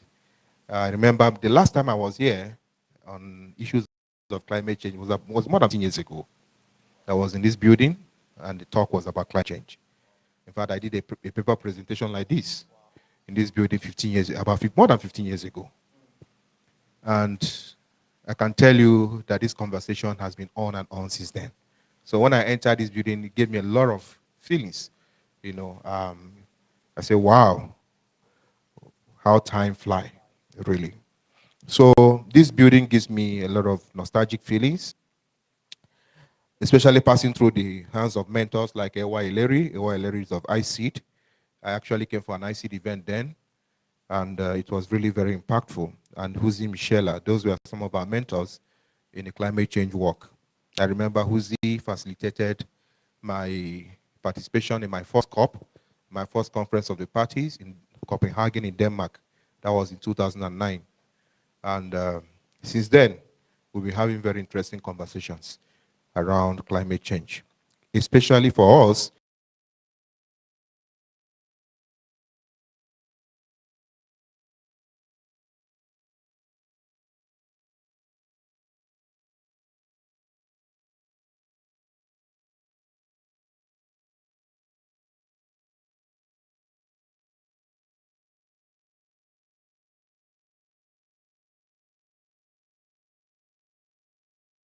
In our society.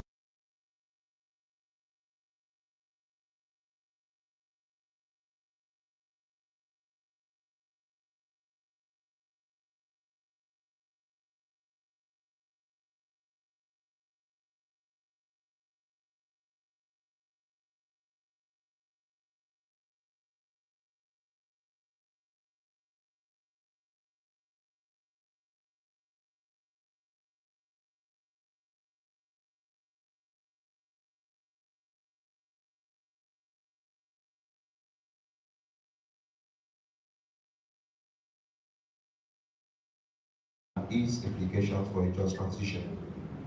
The economies in Europe witnessed a momentous shift in scale production and distribution in the 18th century. The origin of this revolution was in England from around 1760 with the transformation of personal, backyard, and small-scale cottage industries that were manually powered or operated to large-scale factories powered by water and steam engines. That's the beginning of the Industrial Revolution. It was the Industrial Revolution that has precipitated and orchestrated what we now see as a climate crisis. So it's good to know, my people say, if you don't know where the rain started beating you, you're not going to know where you dry. So it's important to always take a recourse to history to guide us on where we are coming from and what are the merits and demerits of the journey so far.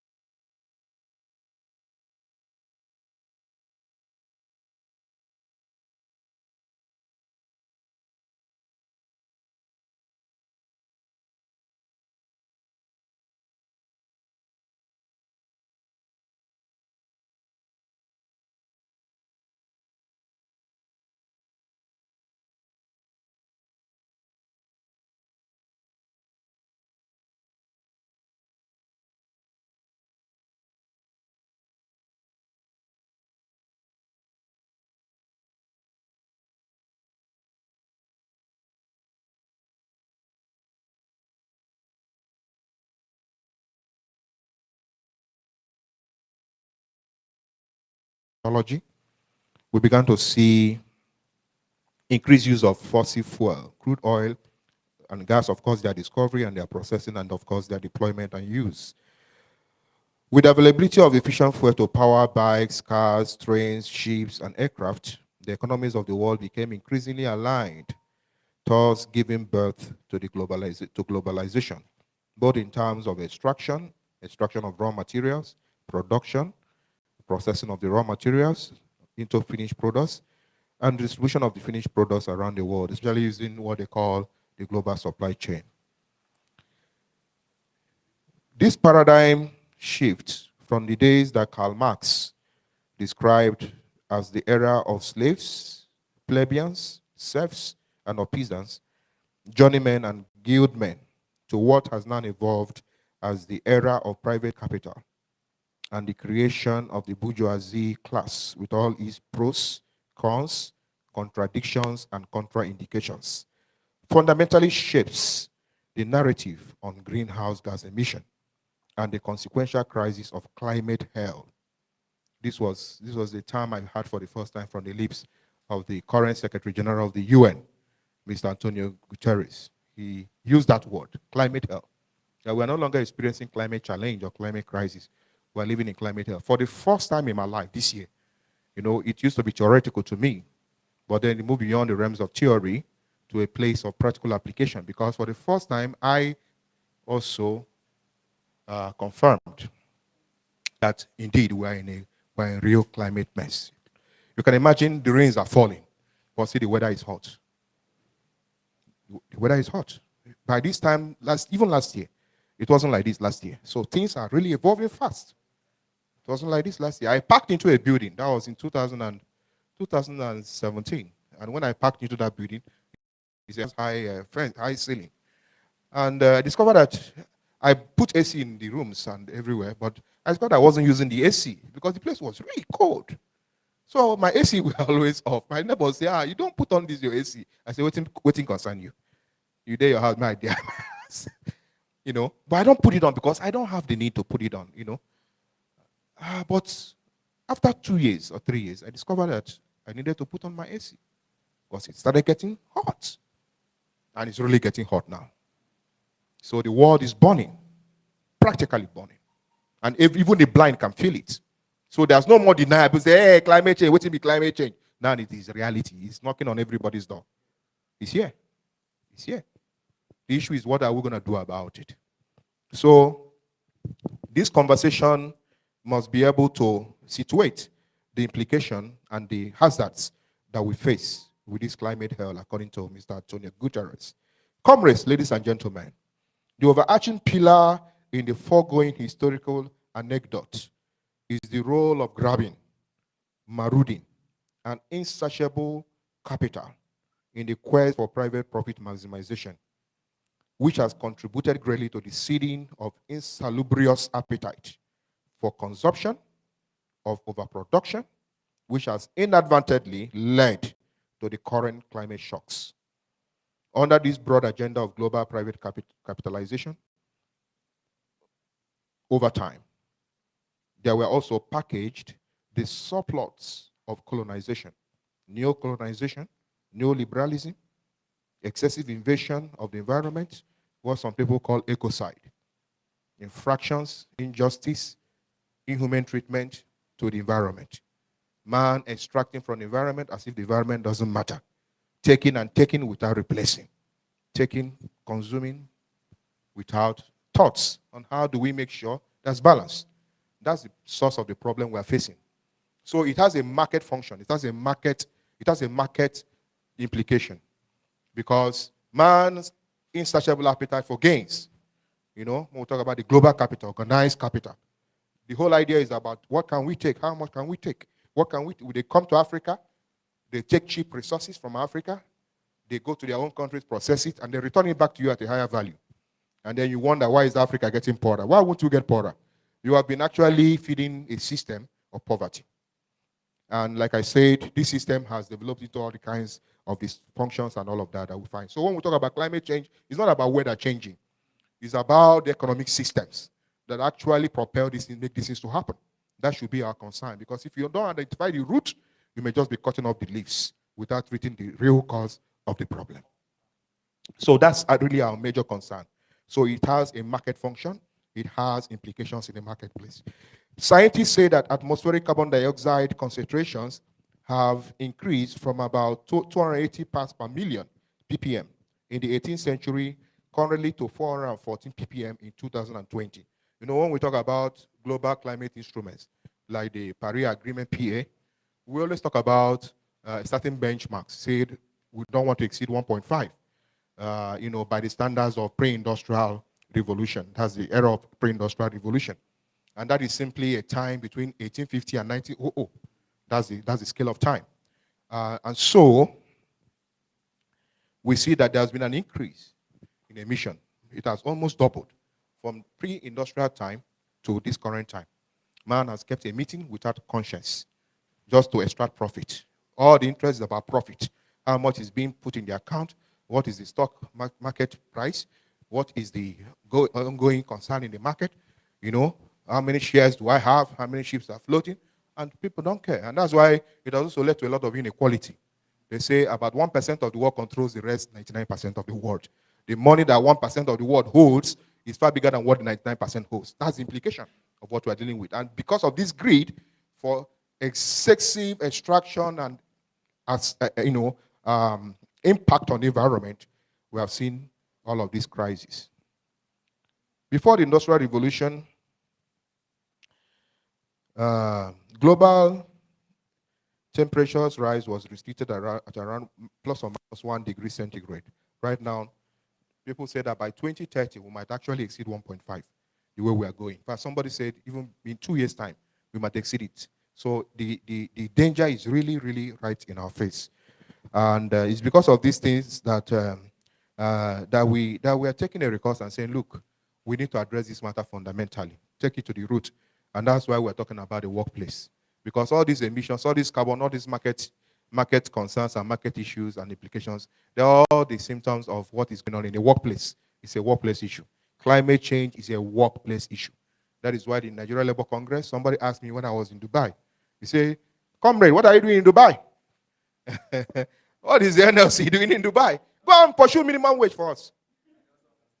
I just laughed, because he doesn't know that jobs are at risk.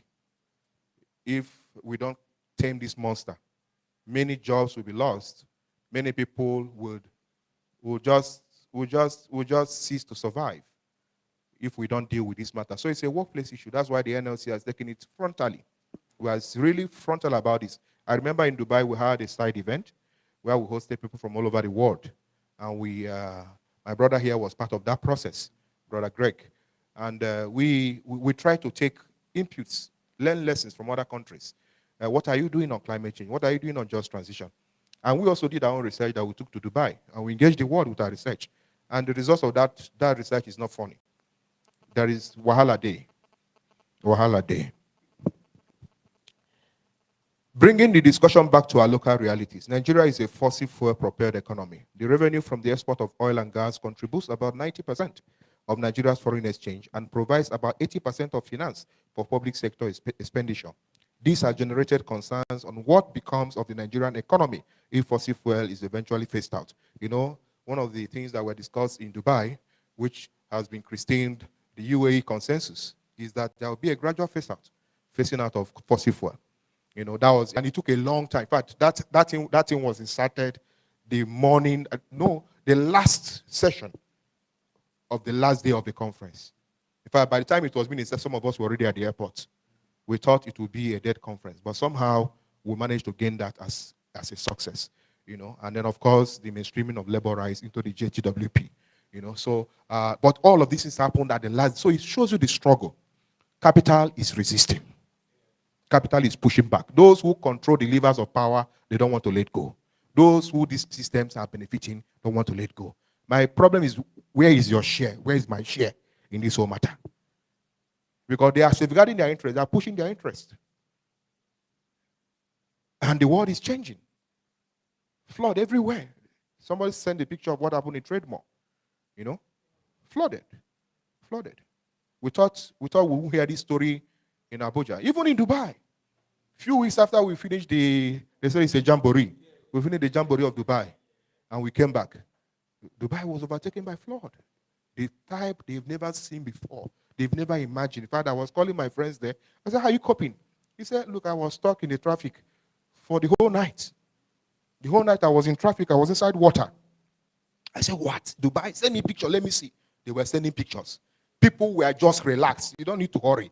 Relax. You just relax inside your flood and manage yourself. People died.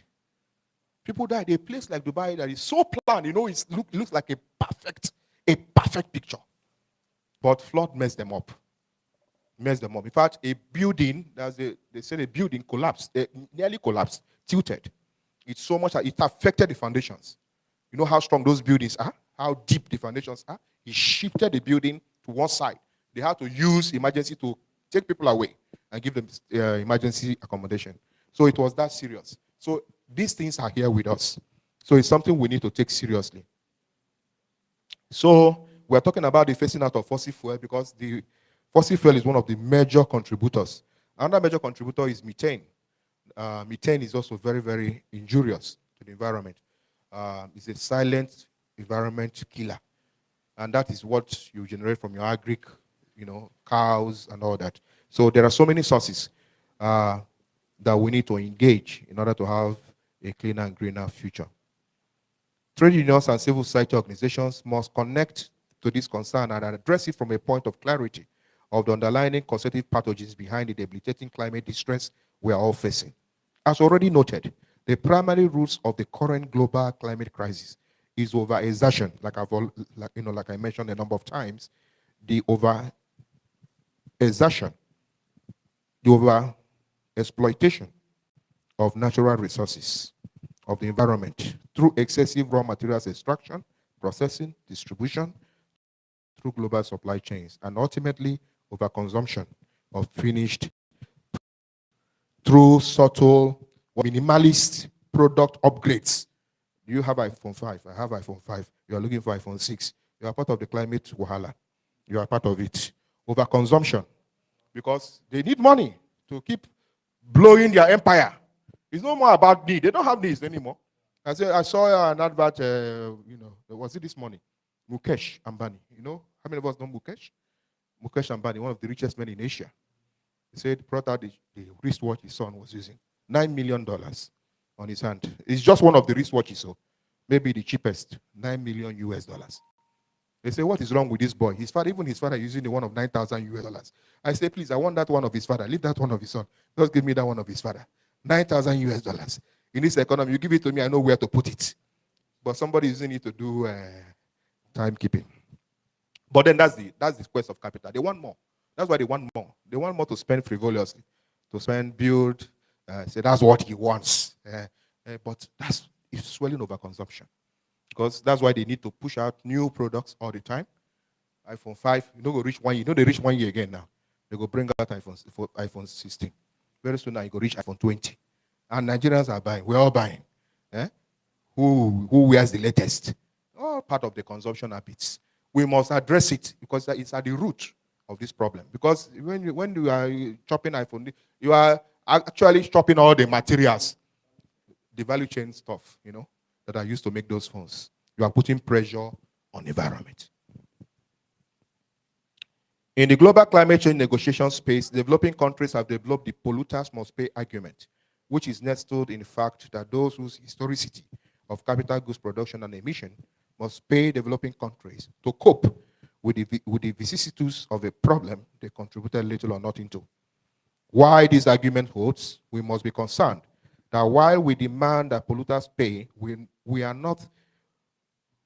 must also think of how we can leapfrog them, the current polluters, into the front of the queue for green renewable energy pathways. They're talking about how do we make the polluting countries pay. But we should also be concerned, how do we advance? How do we embrace this green technology? When they did the Industrial Revolution, we were not there. My grandfather was still busy pursuing rats in the forest. I don't know where your own grandfather and grandmother were, but my own, they were in the forest pursuing rats. Meanwhile, people were doing the Industrial Revolution. Now we are aware of this green pathway. I think we should embrace it. So that we can, they talk now is that, look, Africans should be able to realign their economic development paradigm to be able to align with green energy, because that's where the world is going. In fact, the young people, you saw what they did with the Palestinian issue, protests all over America. They are leading the way, and they are pro-climate change. So in the next 10 years, if you are not pro-green, you'll be like a wayward person. And that's where Africa should be heading to. We should make sure that production, because very soon, when you buy a laptop, they will tell you the green component of the laptop. When you want to buy a watch, they will tell you the green component. So we should embrace this now. It's part of the message of just transition. So we are looking at how Africa can leap on and latch on to the forces of agglomeration in order to be able to attain to sustainable green energy paradigm. As at 2022, the share of renewables in Europe stood at 23%. It is expected to increase to 42.5% by 2030. So Europe, they are embracing this thing.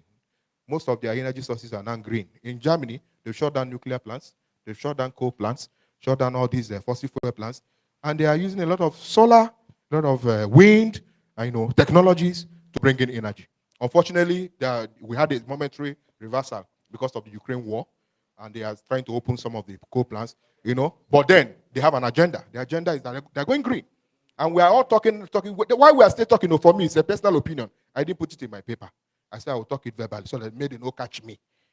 My own personal opinion is this: that as we continue to talk about this just transition, climate change mitigation and adaptation, it will come to a point where the West will quickly achieve green energy security, move majority of their energy share into green energy, and then you find out that there will be no more commitment on this climate change issue. So we should be careful. There's the politics going on.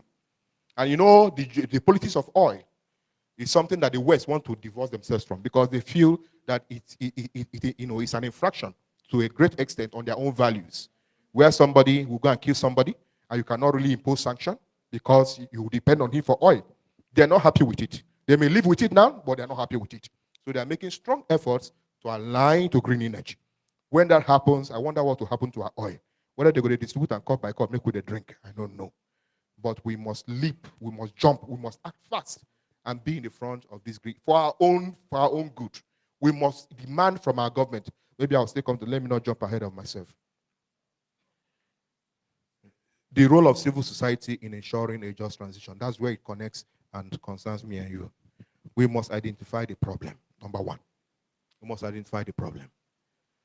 As already submitted, the unbridled test by organized capital for profit, it will not stop. For profit maximization is the underlying source of the problem of climate change and environmental distress. There is also the source, this is also the source of socioeconomic dislocation, such as high inflation rate, removal of the so-called subsidies on essential goods, and the mismanagement of public resources, aka corruption or collusion between the ruling bourgeoisie class and their private sector compradors, using public money to build private equity. Those are some of the issues we need to tackle. We must identify the problem. Unbridled quest for money, for capital. And it's happening in our country where the private sector and the government sector, they all collude.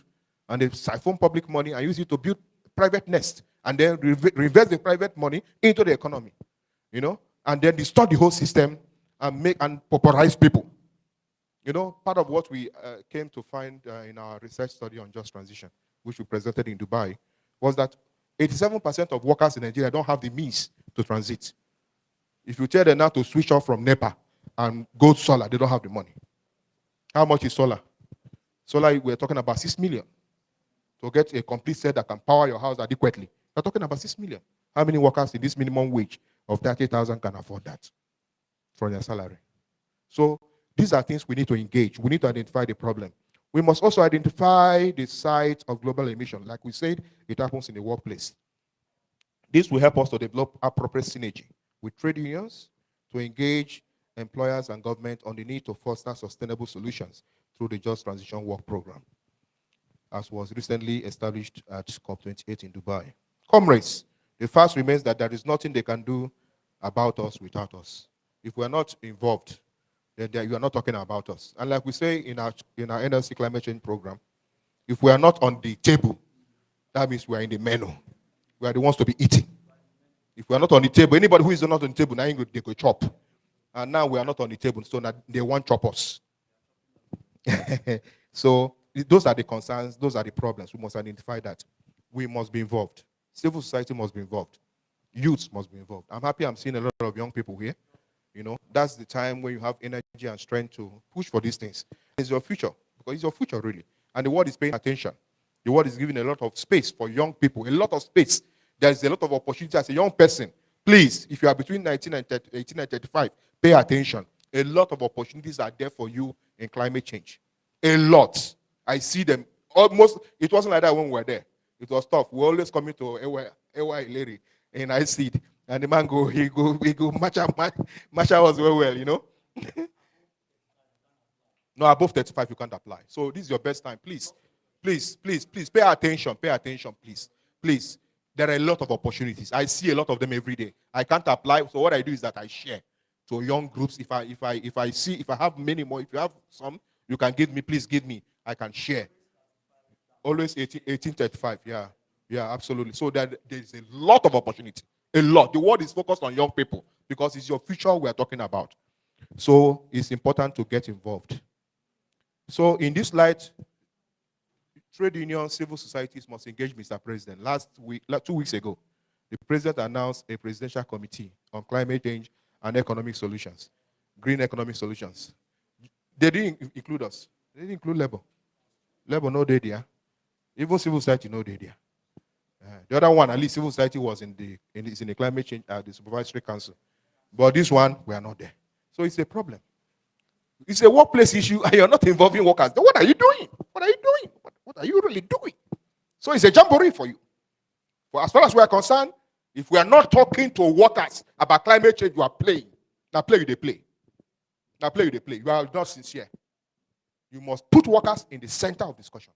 Because their jobs are the ones that are at risk, not your own. It's their jobs that will be at risk.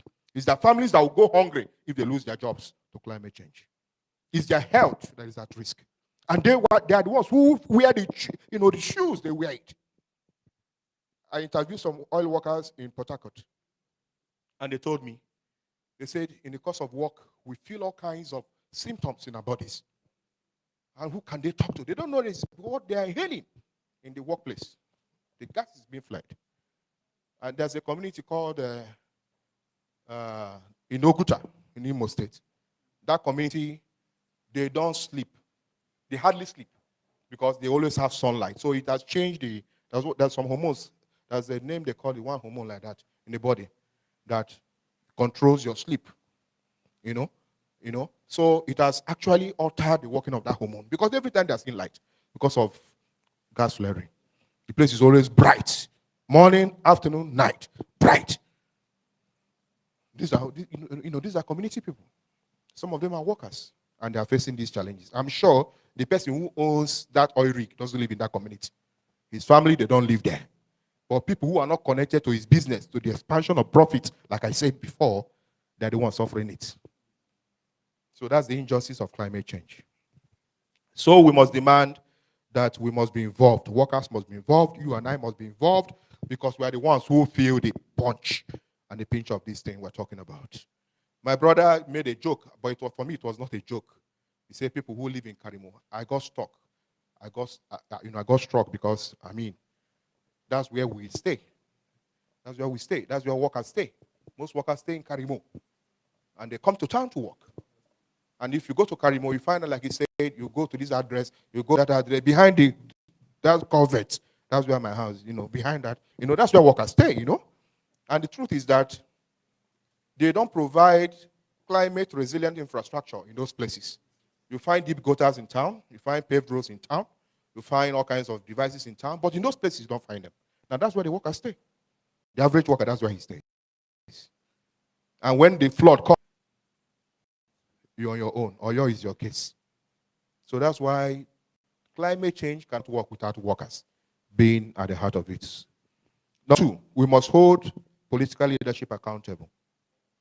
Nigeria has made commitments in its nationally determined contributions, NDCs, and long-term low emissions development strategy, LTLETs, including elimination of gas flaring and burning of agricultural residues, of course, reduction in or elimination of kerosene lightning and all of that. Those are some of the commitments we made. 20% conditional, 47% unconditional. But then the issue is who is measuring what? We have made those commitments. Who is measuring? Who is tracking? Who is tracking? Code will say follow the money. Who is following the commitments? Who is following the commitments? Who is measuring?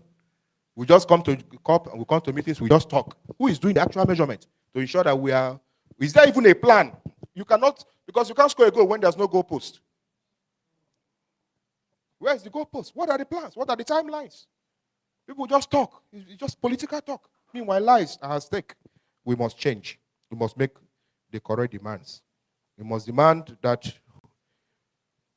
government must put in place measurement, monitoring, reporting, and verification tools. Even civil society should also get these MMRV systems in place so that we can track and know where progress is being made. Trade unions also must insist on adequate legislative and executive oversight on climate change. The management, or rather mismanagement, of Nigeria's ecological funds must be of concern to all of us. Recently, the House of Reps started an investigation on how they used 180 billion went down the flood carry them. Thank God it was not market that ate it. But 180 billion went down the drain. Ecological funds. That's where they play around. They call it slush funds. That's where the politicians play around. They see it as ecological funds. What is ecological funds? Nature takes care of itself. They bring the money, make we chop. And they are chopping away the future of you and I. Chopping our environment. Bringing floods and natural disasters to us. We must wake up and demand accountability. Ecological funds, we must demand accountability. They must tell us what we are doing with ecological funds. Because it doesn't affect them. They have houses in town, have houses in developed parts of the cities. We are the ones who live in Karimu. We are the ones who live in Guagua. We are the ones who live in Nyanya. So we must be the ones to ask the questions and demand accountability. About a month ago, the president announced the creation, like I said, of SPEC. In terms of governance and regulation, we have the National Council on Climate Change. But just recently, we had the president announce, in fact, he domiciled the functions of an institution in one person and called it SPEC. Maybe he learned that from America. That's what this guy was doing, Senator Kerry. And he just retired. That's the American approach. But does it work for us? Do we have institutions? He does that because they have established institutions, of course, that he worked with. We just started NCC, not up to 2 years. And then you are overriding the functions of the NCCC, NCCC, and domiciling the functions and the powers, donating all the powers to a person. How does that work? How does that work? Are you not even infringing on the act itself? Because the act has already deposited those powers on the institution. And then by presidential pronouncement, you are not ascribing it to a person. Where does it happen? Civil society needs to ask questions. We need to ask questions. Somebody said, I think it was Barack Obama, he said, we'd rather build strong institutions than strong persons. But with this act, what we are saying is that we are degrading institutions and building individuals. Number 3, we must demand for an inclusive action plan on effective environmental governance and integrity. Several aspects of the built and natural environments in Nigeria are under threat. We'll still find oil spillage, coal gas flaring in oil-bearing communities all over the country, unregulated, especially in the Niger Delta, unregulated mining, sand digging. People are digging sand anyhow, no control. Tomorrow they say, we have erosion. Why would you have erosion? In my community, in my community in Oko, in Anambra State, we're almost at the point of extinction. As we speak now, the government had to go there and force them with an order that they must stop digging sand in my community. If not, he will stop bringing any development to that community. Because it's so serious. The whole place is caving in, including the house. The former vice president is from my town. His house is just right behind an erosion site. And if care is not taken if they don't work on that erosion in 2 years' time, even his grave will enter into it. That's how serious it is. It is eating everything away. Eating everything away. Taking everything away. And therefore, it's important that we demand for effective environmental governance and integrity. We must demand that we have good drainages. Don't allow houses to be built if there are no drainages. Plan the environment well. Plan where people will live well. Don't just leave them because they're in Karimu or they're in Guagua. Put infrastructure there. There are countries where you are not allowed. Somebody said in America, he went to a house, he rent a room, and when he got to that room, he discovered that one, he had power, he had a phone, and he had gas. And when he inquired, he said, in fact, the phone company called him and said, we're activating because we had you paid for this house, we're going to activate the phone line. And he was wondering, when he asked, he said, you're not allowed to move into a new building in the US. Of course, in most developed world, if you don't have these facilities, these basic facilities. And then you allow people build houses, and there are no drains. There are, the whole environment is in a mess. We need to rethink our approach. As I begin to conclude, we must prioritize evidence-led climate literacy programs and interventions in our workplaces, schools, and businesses. Research is key. We must research. We must understand what is ailing us, how it is ailing us, so that we can make productive solutions available. As noted in the Paris Agreement, climate discussions and interventions must be science-led. It is important that we invest ample resources to climate research in order to delineate the most impacted areas, the nature of impacts, demographic elements of climate change impact, and the best approach to climate challenges, including nature-based solutions. Evidence-led advocacy and literacy programs and interventions will help us to tap into indigenous knowledge. There are knowledges that our grandfather, great-grandfather had on how they were controlling the environment, how they were controlling erosion. Now, some of this knowledge is lost because we are too modern. It's important that we go back to some of those knowledge. It will help us. Of course, it's important to establish climate change clubs in schools, look at the curriculum, adjust it so that we can train our children on climate change. And also in the workplace, we should set up discussion forum all over the workplace so that workers can discuss this because it affects them. We need to increase public awareness so that we can boost social license on climate change and response measures. The final point is on embracing a just transition that is just. With the exclusion of workers and CSOs in climate change discussion and action spaces, we might end up with a just transition that is not just. Trade unions, social partners, and CSOs must work together to ensure that the message of just transition culminates into labor law reforms. We need to see issues of heat stress put in the labor law as part of the labor standards. Heat stress is all over the place. If in your house you are feeling heat, what of those who are in the workplace? I was in a conversation, I was delivering this kind of lecture some 2 weeks ago, and a worker stood up and said, look, we are dying. So we are dying in our workplaces. People are dying because of heat. And this is go unmentioned. Nobody talks about them. People are really dying. People are really dying. Heat stress. This is developing to other problems, cardiovascular problems, all kinds of illnesses. These things are happening in the workplace. So it's important that we imbibe the culture of just transition. We must get the workers in the room, discuss with them. We must also put these things in our laws. There must be labor inspection to find out factories where we have these problems so that you can be able to address it and save the lives of workers. And of course, in our collective bargaining agreements, we must put it there. That look, if you don't have these things, you must provide them. Employers must provide some of these things. And in fact, there are sustainable solutions all over the place. You can actually use solar light to reflect heat. If you mount solar light on this building, the amount of heat that gets into the building will be reduced because that's part of what it does. So, it does reflect. So, as you are providing green solution, you're also addressing the consequences of climate change. So, these solutions we must be able to adopt so that we can have a better workplace and better life for everybody. Finally,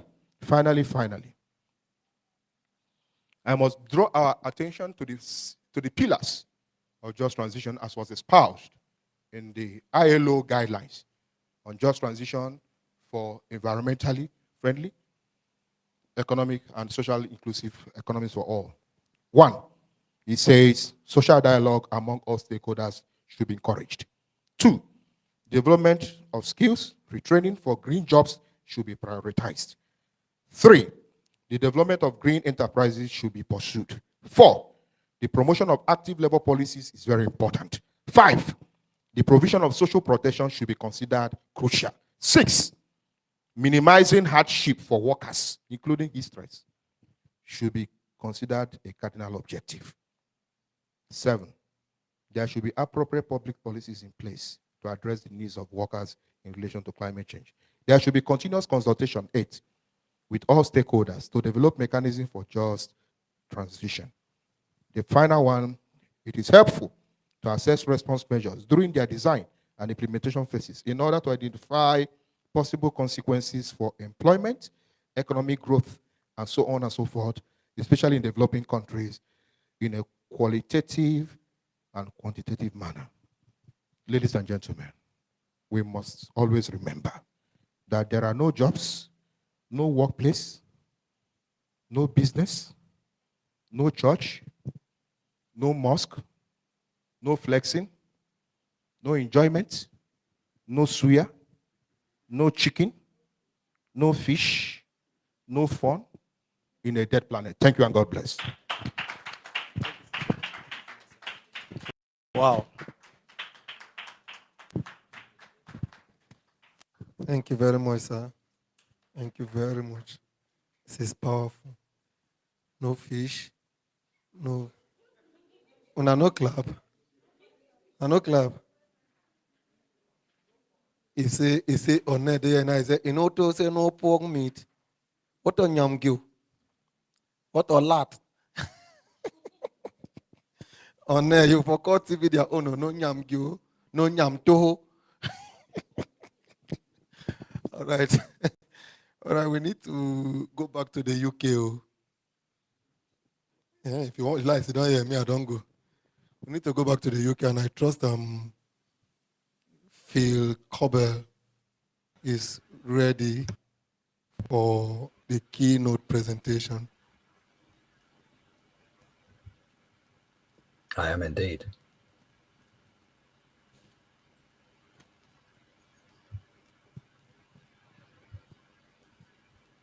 Phil. Hello, Phil. Are you there? I am indeed. Can you hear me loud and clear?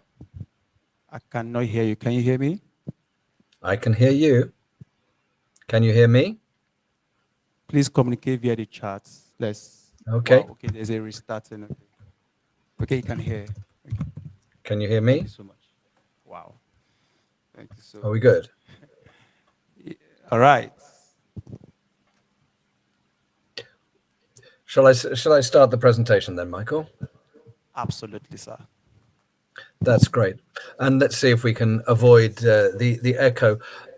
Firstly, Mr. Asuzu, how on earth can I follow that presentation? That was just outstanding.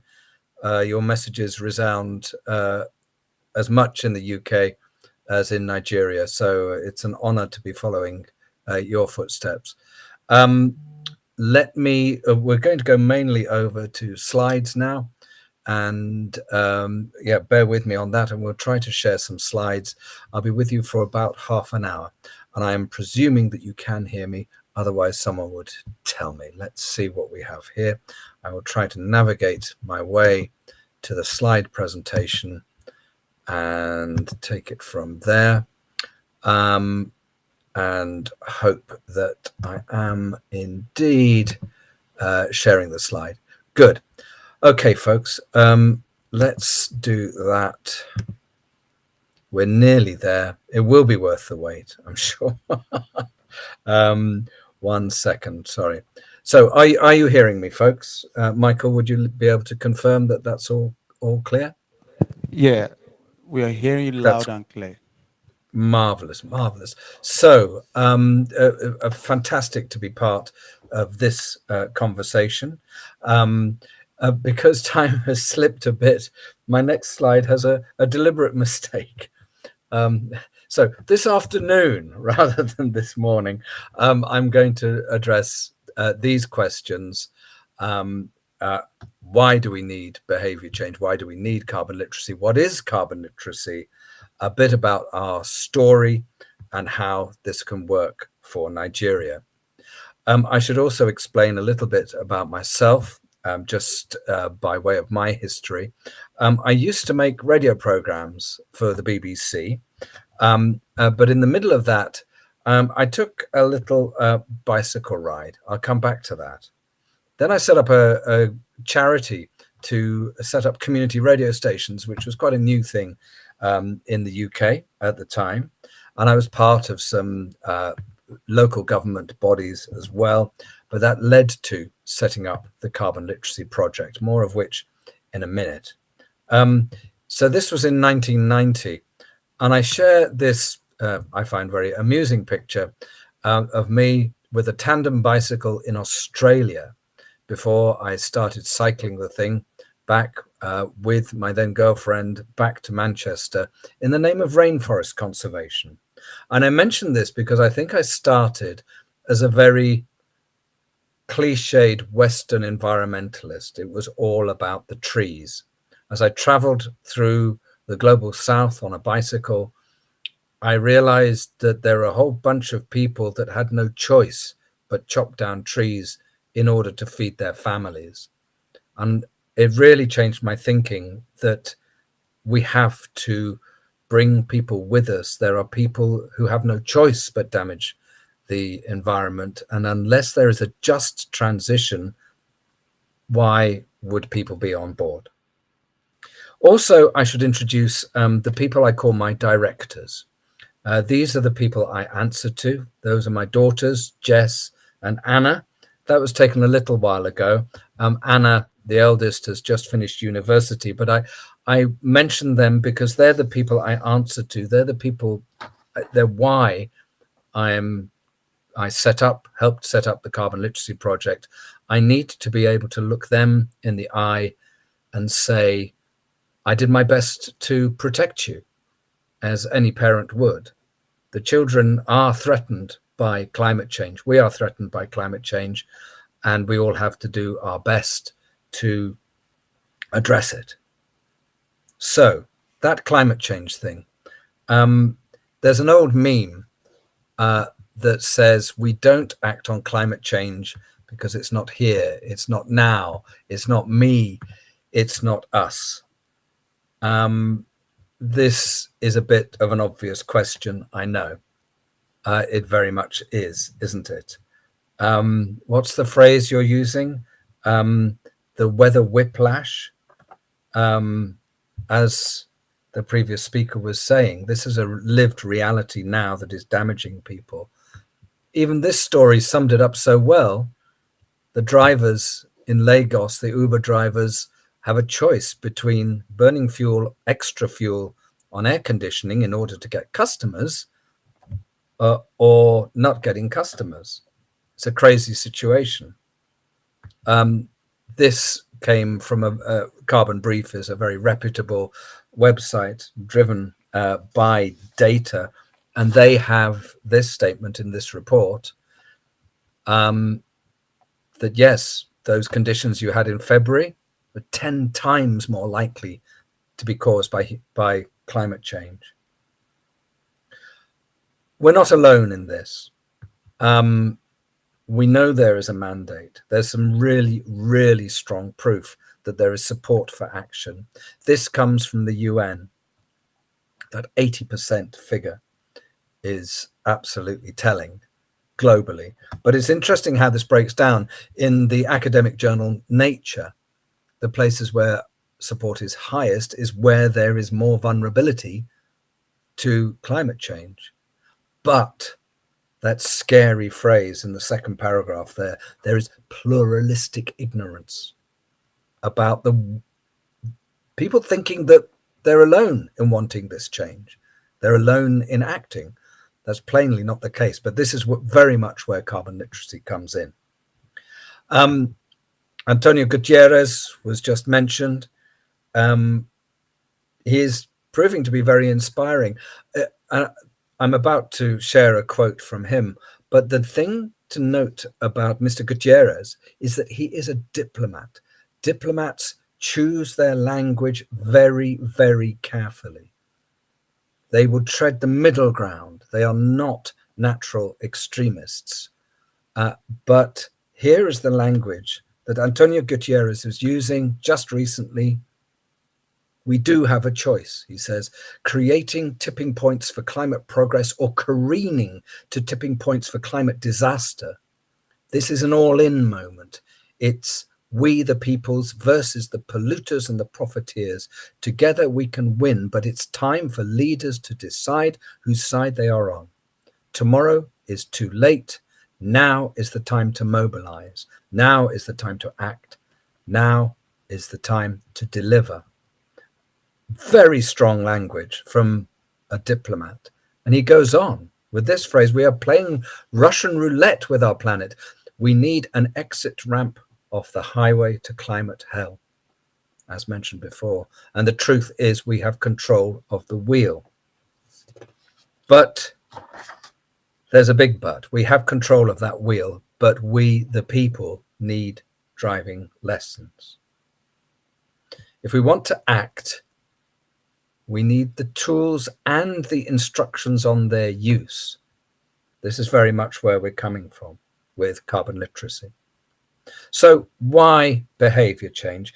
I'm sure you'll agree, those of you in the climate change zone, that most climate action comes as a piece of kit, often a piece of very expensive equipment that's valuable as a piece of capital or to investors. It's something which you can flick a switch and it does stuff for you. It's my impression, certainly, that too much climate action is done to people, and it has to be done with them. Why would you miss people out? Why would you start an enterprise only dealing with the supply side and not with the demand side? It just doesn't make sense. It's not an ideological issue. It's utilitarian. You want things to work better. You must involve people. In my job as the Director of Advocacy of the Carbon Literacy Project, I have to use simple language. So it's this, again, forgive me for stating the obvious, but we don't need a lot of jargon. We really can just talk about the way that our lived experience is telling us this, that extreme weather is disrupting our systems, our way of life, and our ability to thrive and do good things. There's also a bit of a thing going on in the discussions about climate change. Oh, sorry, I must not miss out that last point there. The lives of the vulnerable are the most affected. And that's so crucial if we're talking about a just transition. So I was saying, these two words are often seen as in opposition, ecology and economy, that they're somehow different and opposed. They have the same root. I think it comes from the Greek. Eco is our home. And again, as the previous speaker was saying, unless we have a safe ecology, how on earth will we have a thriving economy? A lot of what we base carbon literacy on is about bringing the climate message to where people already are. This diagram shows, it's called the hierarchy of need, Maslow's hierarchy. And at the bottom there is the thing on which everything is built. Everyone needs food, water, shelter, clothing, sleep. And unless you have those, when are you going to talk and think about the other things that are going on? So where does climate change build into that map for an individual, or indeed for a business or organization? Again, part of what carbon literacy does is enable you to land it in a place that that means something to people already, bringing it to people's existing needs and values. The previous speaker spoke about the Industrial Revolution. This is Manchester Town Hall, and half a mile from there, in the year of 1782, an industrialist called Richard Arkwright put a steam engine on to power his cotton mill. That was the first time a steam-engined cotton mill had been established in a city. It was very, very much part of the start of the Industrial Revolution. It's also where we started, in rooms in that hall, helping the city authorities devise their first climate action plan. It was where carbon literacy started. In Greater Manchester, we have a 5-year environment plan with an ambitious target of 2038 to reach net zero. But this is where we're at. Don't worry about the detail of this. It's the gaps between where we need to be in the grey block, and the blue and the dotted lines that show where we're going. We have got one hell of a task ahead of us to hit the science-based targets agreed at the Paris Climate Conference. So what can people do to help? And can little bits matter? And a climate scientist in Manchester told me this, that every bit of greenhouse gas kept out of the atmosphere reduces the risk of harm. So everyone can do a bit, all of us, in many different ways. Sometimes it's direct. We all have a role. So our own footprint might be something to address.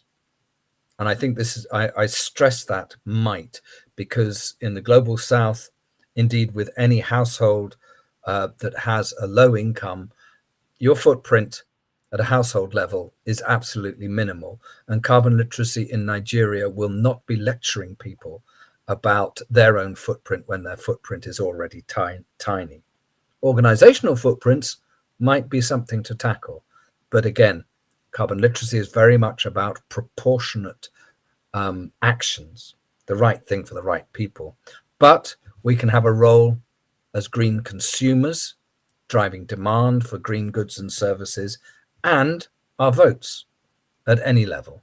So no leader is going to go green unless they think there are votes in it. No business leader is going to go green unless they think there's a market for it. And carbon literacy can play a role in that. So action on climate. Yes, obviously, we want to stop disaster. That's absolutely crucial. But there are massive co-benefits about acting on climate, on health. The data on the destruction from existing climate change, from poor air, from overheating, or up here in the global north in cold, damp houses, the health impacts are appalling. And so we can get health results from acting on climate change. The jobs, not just green jobs, but bringing green action into the workplace generally. Climate change impacts on the most vulnerable. So by acting on climate change, we are doing a great job to promote equality in our societies. And of course, it drives innovation. The innovation that will flow from carbon literacy will be about Nigerian solutions, applying what you know on the ground to where you are. So we have solutions, but there is this big but. Where do people find them? What's the best thing that people can do? This is why we need people to be educated and motivated to do this. What we're trying to do with carbon literacy is introduce a large-scale culture shift. This must not be just for the experts and the elites. This has to be for everyone. But what is it?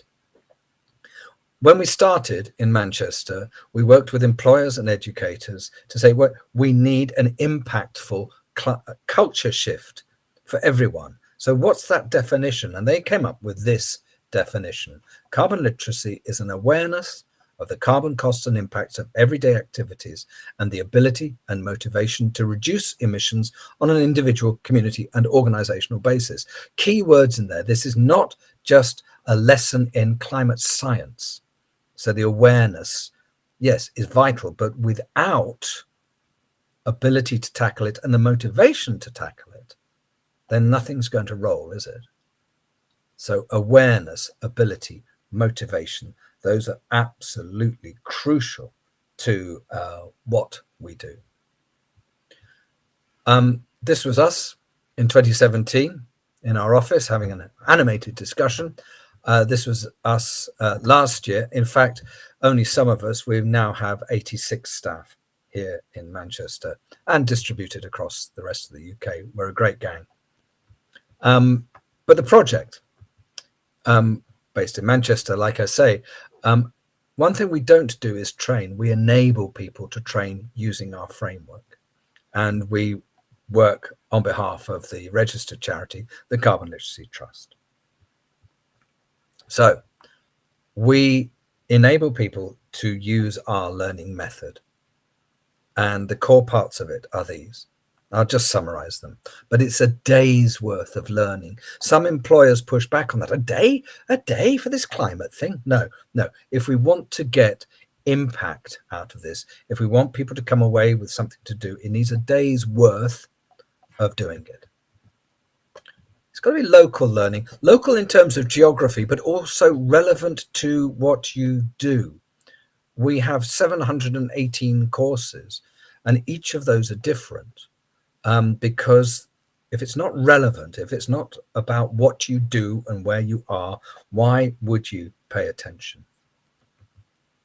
And it should be delivered by people like you. So it absolutely should not be some expert, some eco-expert that drops in and goes away again. It's someone from outside of your workplace or community. It's got to be delivered by people like you, and we enable that to happen. It should also have group inquiry. In other words, in the course of your one day, you need a chance to talk to the people that are learning with you. This is when the learning really, really comes to life. It can't just be a lecture. It has to be active, and we insist on that. And we insist on emphasizing the positive impact of action as well. This will make a difference. So how does it work? As I say, it's a one-day course. It can be split. It can be online or in person, whatever's appropriate. As I say, peer-to-peer. And ultimately, we support people to write a course that meets our framework, the Carbon Literacy Standard.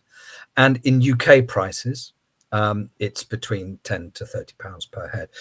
We are a charity without funding, and we sustain ourselves on that modest revenue. The knowledge that comes across, a bit of the science, what's happening at a local and global level. Don't need to tell you guys about how that's working in Nigeria. Who's doing what? What are the policies? What is this COP thing that people talk about? What's going on at a national and local level? And in terms of commercial compliance as well, what are those frameworks happening? What's a footprint?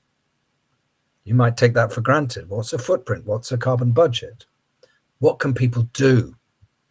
How to talk about it. I think that's really, really important. So that's all embedded in the course, whatever the subject material. And then action. Every course ends with learners devising their own actions as an individual and as a group. That gets written down, it gets sent back to us, and we mark it. And then that's what Michael and Michael did with their course. They devised the best actions they could do. We read those, said, yep, you're carbon literate. When we're doing that, we're looking to see if people have that literacy. And we chose that word really deliberately.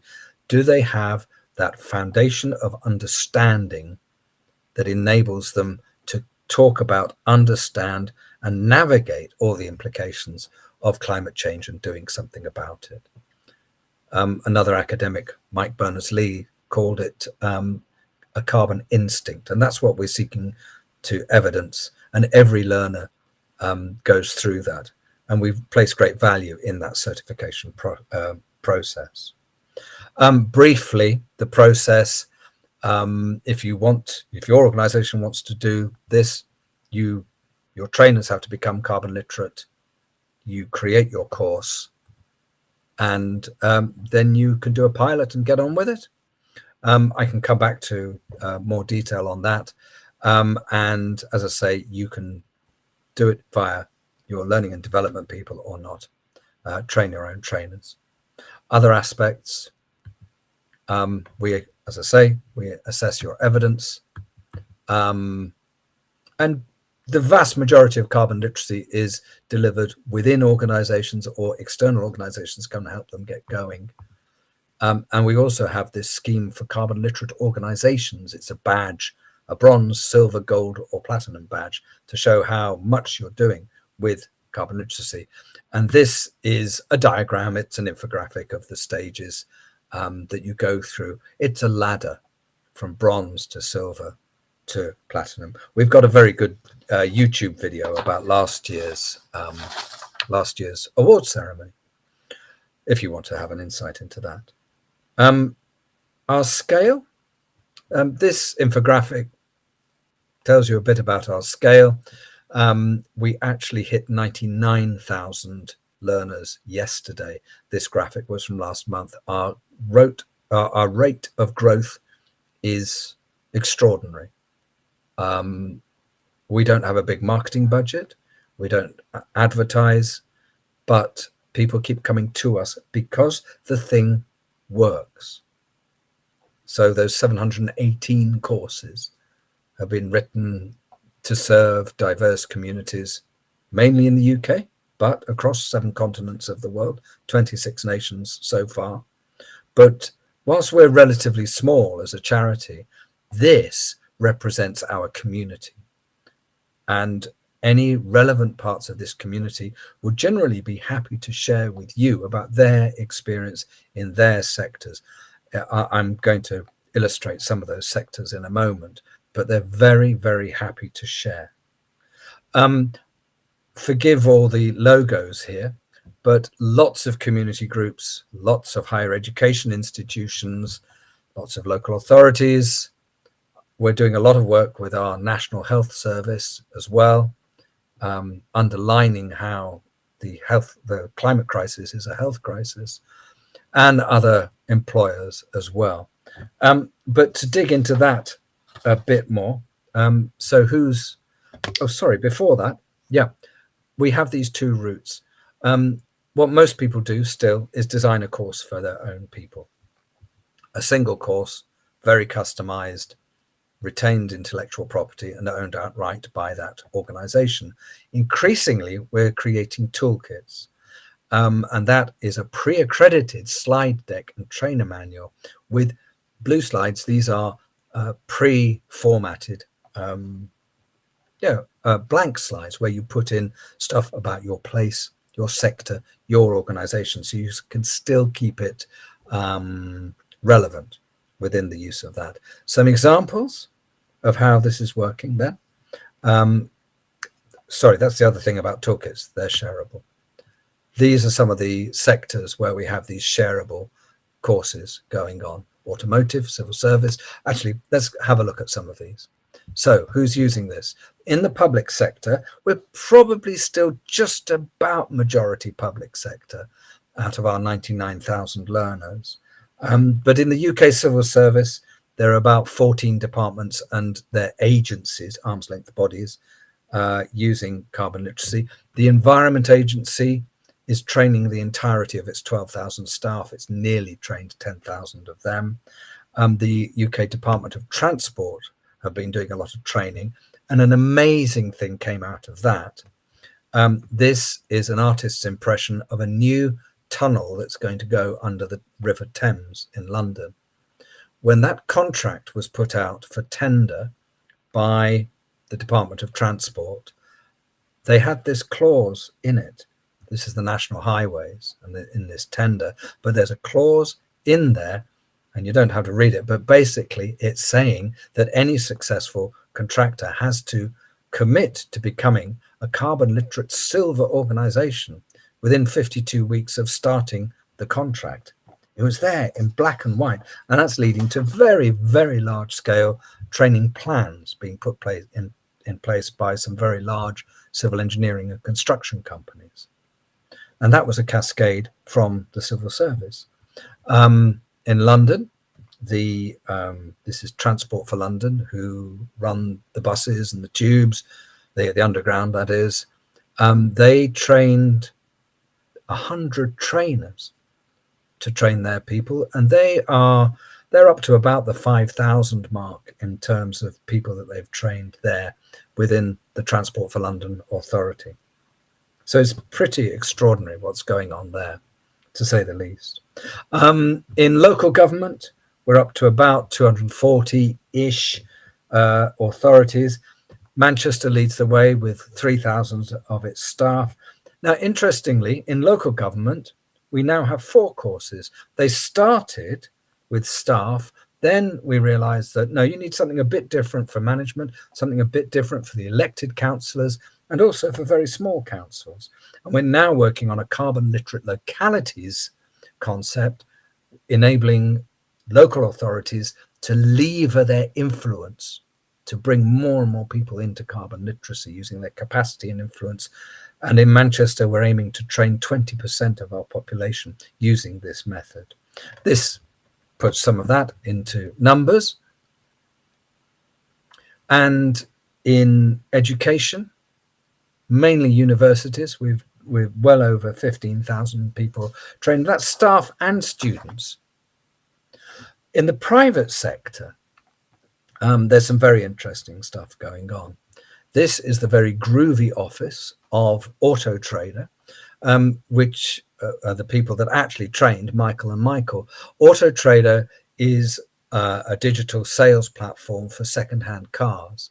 About 60%, 60 to 70% of all car sale inquiries do use Auto Trader. They're a FTSE 100 company, quite extraordinary. They started small with us, just a bit of a staff initiative, and it got more and more popular, more and more impactful. And now they fund a shareable toolkit that goes across the entire automotive industry. It started with retail and finance, but this is a picture of a gigantic electric car factory in the northeast of England, where they're running 2 or 3 carbon literacy training workshops every week. So it's landing well. And these organizations don't do it for fun. They do it because it makes things work better. And the word goes out and the thing spreads. And these are some numbers in the automotive sector. It's not just about industry. This is a photograph of the Duchy of Cornwall, mainly in the southwest of England. It is the largest landed estate in the UK, and it's owned by someone called Prince William. So the Duchy of Cornwall belongs to the Prince of Wales. Of course, Prince William backs the International Earthshot Prize, very, very committed there. And they are a carbon literate organization, and they've trained all their staff. And it's not just about agriculture. They have residential projects. They run a port. But the main use that they've found for carbon literacy there is to talk to the many farmers that rent land from the duchy. So how can they influence the farmers to lower their footprint? And they've used carbon literacy to do that. This is one of my favorite pictures. This is a very famous boat in the UK. It's a brand new research vessel for the British Antarctic Survey. And they are a group of preeminent scientists that work in Antarctica. And this boat is used as a training venue for carbon literacy for an hour after dinner in the ship's lounge is how they do it. And I asked them, well, you guys are all climate experts, aren't you? Why do you need carbon literacy? And they said, we need carbon literacy because we know the science, but we still need help with managing our footprint. They're rebuilding a lot of their big base in Antarctica. They wanted carbon literacy behind them to lower their footprint. So carbon literacy really can land everywhere. So from Antarctica, let's look at this marvelous country. Why? Well, I think if you're in the room, you want the best for your country. You know that the climate crisis will damage Nigeria, and this action on climate will help limit this damage. Engaged people will limit this damage. And you can also amplify the co-benefits by having carbon literate people behind it. And every one of you have the power to inspire. And this amplifies that power.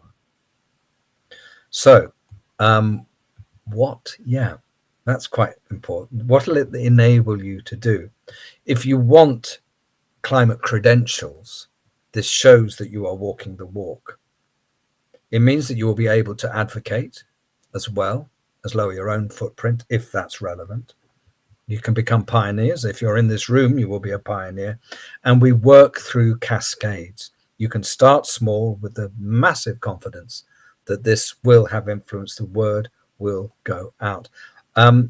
It won't be like carbon literacy anywhere else? Why should it be? It certainly won't be like the content of the stuff we do here in the UK and the global north.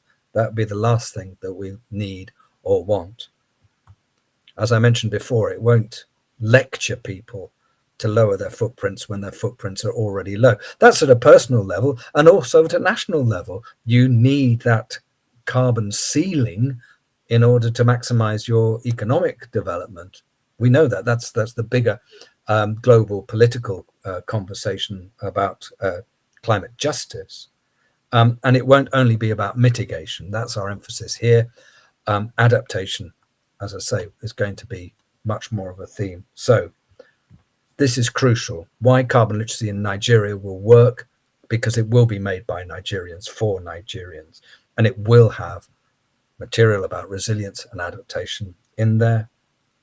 Climate justice will be all the way through. It has to be. I look back at that picture of Manchester and what happened there in 1782 and the bad legacy it's left for the rest of the world. So climate justice has to be in the room. The solutions that come from carbon literacy in Nigeria will be Nigerian. It's about applying your knowledge, your skills. You mentioned the indigenous skills as well. This is going to be so much part of what can come through in carbon literacy. Partnerships will be everything. If you're a training provider, it could also provide revenue. We have no say in what training providers charge for their services, but we will support you at every point. We always felt that if carbon literacy was a fantastic success in the UK, it's pointless because greenhouse gases observe no borders. So this has to work, and we will support the growth of carbon literacy in Nigeria. We will support Green Waka and other partners to the fullest extent that we possibly can. We know this can work. So to conclude, if we try this without the people engaged, it's not going to work. Science demands that we move really fast and really big. Doing that without people is just stupid. We have to involve people. We need active engagement, not just awareness, not just some advertising about the climate crisis. No, we need engagement. We need to mobilize at scale, and any mobilization starts with training. Carbon literacy is proven. It's got a track record. It's got practitioners that will talk to you about how it's worked for them. And as before, it will be all about Nigeria. That is a summary of what we have to offer. So I hope that engages. I hope that has informed. I think we might be going over to questions now. Am I right, Michael? 1 minute. Michael, what's the next plan? Q&A. Okay, great. Let's step into quick Q&A before we go into the press. That's fine. So if there are questions, you can ask them. So if there are questions, we'll be taking it, and then our keynote presenter will answer us from there. So any question, I'll pass the microphone to you. You say your name, your organization, and throw your question. So Mr. Phil, how do we do it? Take the question one, you answer, or we take everything before you deal with them? Let's see how we go. I'm going to throw the ball back to you, sir, Mr. Sam, and see what if we have lots of questions. Let's take them one at a time at the moment. Let's see what the interest is like. Okay. Thank you so much for the presentation, Mr. Phil. I don't know if you can hear me. Hearing you loud and clear, thank you. Okay, my name is Blessing Ewa from Yasif, Nigeria, and I would like to commend the efforts that the team has put together to bring about this literacy project. For me, I think it's a way out for some Nigerians who have been having issues with understanding what climate change and the role that they can play actively towards ensuring that they are contributing their quota towards achieving the net zero agenda and also achieving climate action. I have one particular question. You had mentioned that the training is tailored towards certain individuals in their level of understanding. And what my question particularly is, will this training be, hope I get it right, should I say indigenized? I don't know which concept to use now, because we have people who are not in the formal sector, who may not understand formal means of communication, let's say the community or the grassroots now. Has this, have plans put in place, or is it part of your training model to be able to communicate this training now to this set of people? Thank you. That is a fantastic question. This has to be relevant and available to everyone. And we have faced some diverse communities, some with literacy issues, for example, in the training. We will support you, whoever's designing the training for that group, to create a way of training that works for the people that are being trained. So if there are literacy barriers, we could get evidence in different ways. The level of science, for example, will be relevant to those people.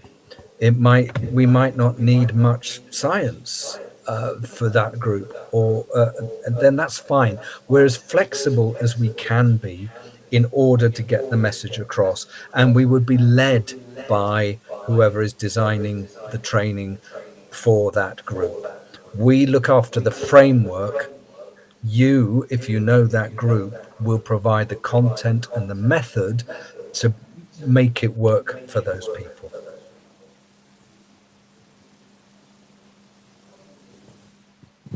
Okay. So, any more questions? Okay, we are taking the next question. Good afternoon, and thank you for your presentation. My name is Ene. I'm just concerned. I wanted to know, is there gender perspectives to all of this deliberations we're having here today? And if there is, how are you bringing this to the front burner to ensure that even here in Nigeria, we are capturing this so it doesn't become an aftermath issue that would now start demanding for inclusion? How are you addressing the gender perspectives? That's another excellent question. And I'm acutely aware of my role as a white guy from the UK, and I think the answer is in the best way possible. So again, what is appropriate for that group? We have materials on that, but materials facing the global north and the UK. So if you wanted this to be a theme or part of the course, there's a huge yes to that, but we would be guided by you as well. There is a requirement around values and the values expressed in the training, that equity is part of that. And gender obviously is a huge part of that too. So I would imagine that a repeated theme is about the increased vulnerability of women and the most disadvantaged in the community to the impacts of climate change, but conversely, how to optimize their role in responding to it. Is that an okay answer? I hope.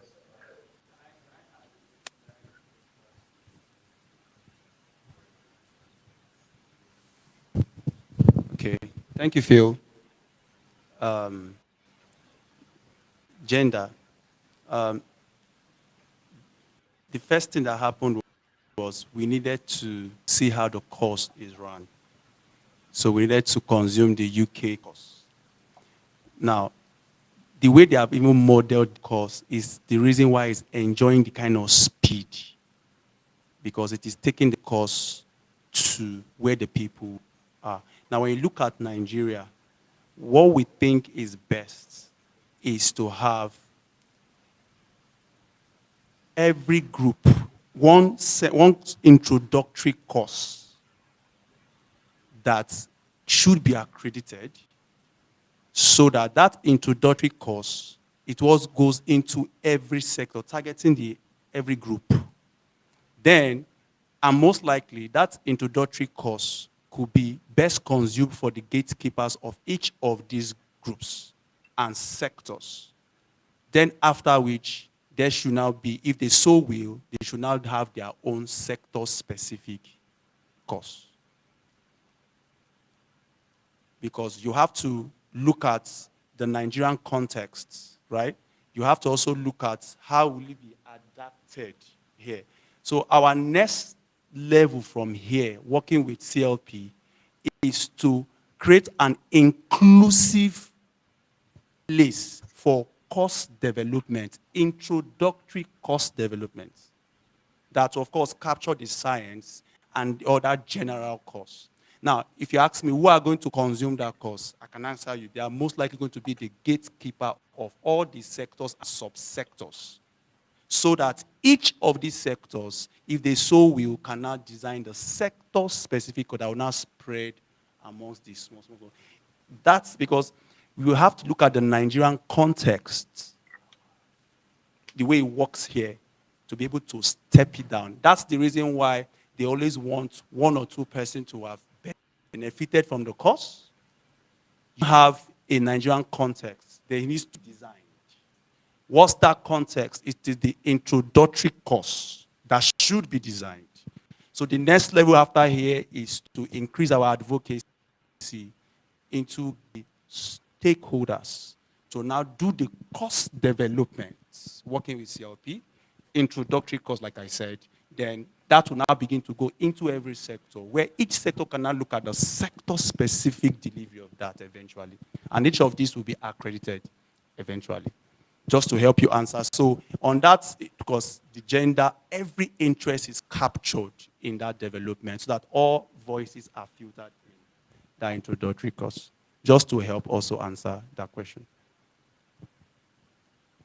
That's great. Any other question?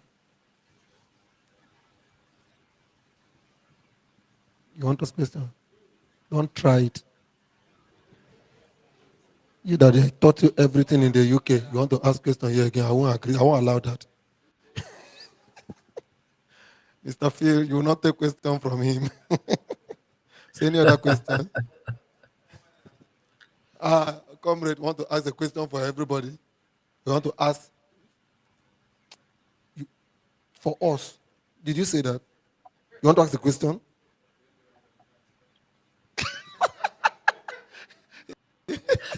This man. Thank you, sir. Thank you, Mr. for that very illustrative and eye-opening discussion on carbon literacy. I think you just to commend you and to say that you have a very wonderful model. In fact, when I got here this morning and I saw the way the program was structured, I quickly spoke with CLP team here. My brother, I remember I talked with you. I said, this is a very, very great model. Really, it will really be very impactful because it's structured in a way that is self-sustaining. It's self-sustaining, and it helps to actually elicit proper ownership. So people take ownership. They don't say this cost was imposed on us, but it's something you are part of the development. So, Brother Phil, yours is a great initiative, and I'm sure it will soon touch every part of the globe. And the trade unions would also want to also share in that experience. And because, like you have already noted, it's a workplace thing, so we are at the heart of it. So we expect to have that kind of synergy going forward. We're also trying to work on something like that in terms of skills transfer. That's also about the same approach we're using, because for us it's about impact, touching the lives of people, real people, because climate change is about real people. And finally, I want to conclude on that, your sign-off notes, which was on the political character of just transition. It has political character. The fact is that if people don't take it to the political space, if there are no political demands, we will not make much progress. The fact is that even the voters need to be educated. We need to educate the voters, voting habits. Climate change should adjust and inform and adjust voting habits. The way we vote, like it's happening in Europe, there are green voters. There are even green political parties because it's not becoming the dominant conversation. So if you are not green enough, you are not going to get our votes. So maybe next election we'll ask APC, are you green enough? Do you want to get our votes? We'll ask Labour Party, are you green enough? We'll ask PDP, are you green enough? Absolutely. Absolutely. So thank you very much. No. Add, sir. And thank you. I should just add also that I can connect you to some comrades in the UK that are working with the Trade Union Council on their green representatives and exploring how carbon literacy can help the green representatives on the shop floor too. But I know Michael can give you my email, and I'd be happy to make those introductions with great pleasure. I'll set up a call. Let me also say something that you mentioned about the green political movement. When we wanted to begin this, we're looking at what people are doing all over the world. We didn't want to duplicate the model, or rather reinvent the wheels. We just wanted to look at what has worked. Because my worry oftentimes and concern oftentimes is everybody is trying to just do something somehow. Just do something. So I'm seeing this kind of hustle to try to do something, and that's where I always have worry with NGO system and structures because I love the CLP model because the business is handed over to the workplace to step it down because that's where the activities are. Now, found out that there was a green politics and there was a green movement spread across Europe. And I had the chance to be in their last Congress in South Korea and saw what young people are doing. So let me also let this out of the bag. Green Waka is advocating for green politics in Nigeria. Yes. And let me tell you what we have done in that regard. I personally, I am in touch and in contact with all of the MPs on Green Party across Europe for the purpose of all the online meetings that we're going to be having, gearing towards that. Because there's need for political will. There's need for that. We can't achieve without political will. And one thing again is this. If you think about eating from the mango tree, and that's why you want to plant it, and because you think that you're not able to eat it, and therefore you don't plant it, you are a big problem.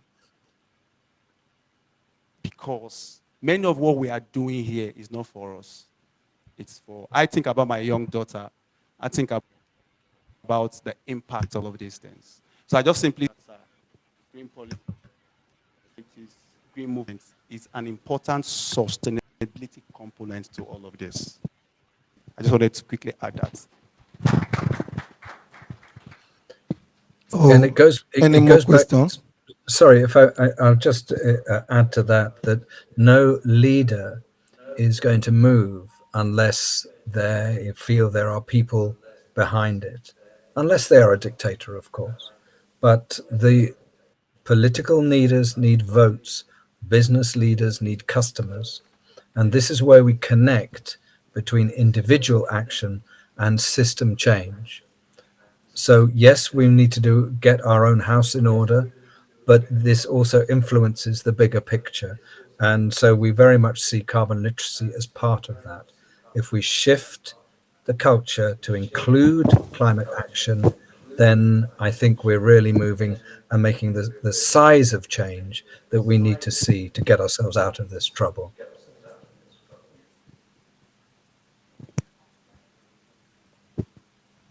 Hey, Mr. Phil, are you done?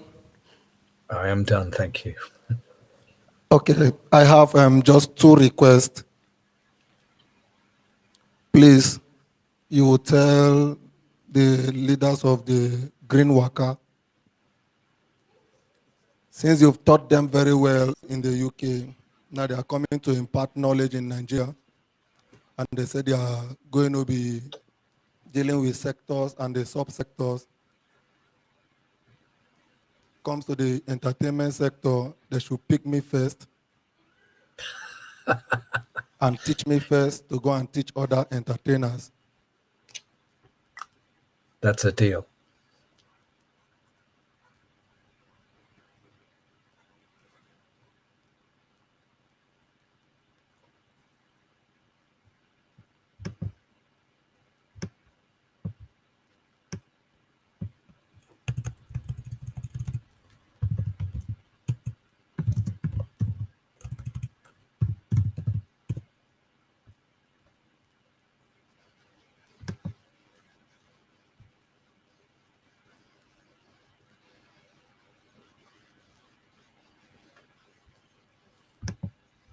Connection was lost.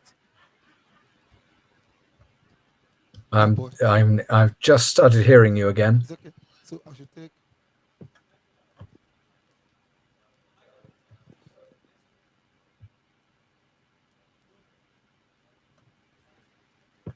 Panic.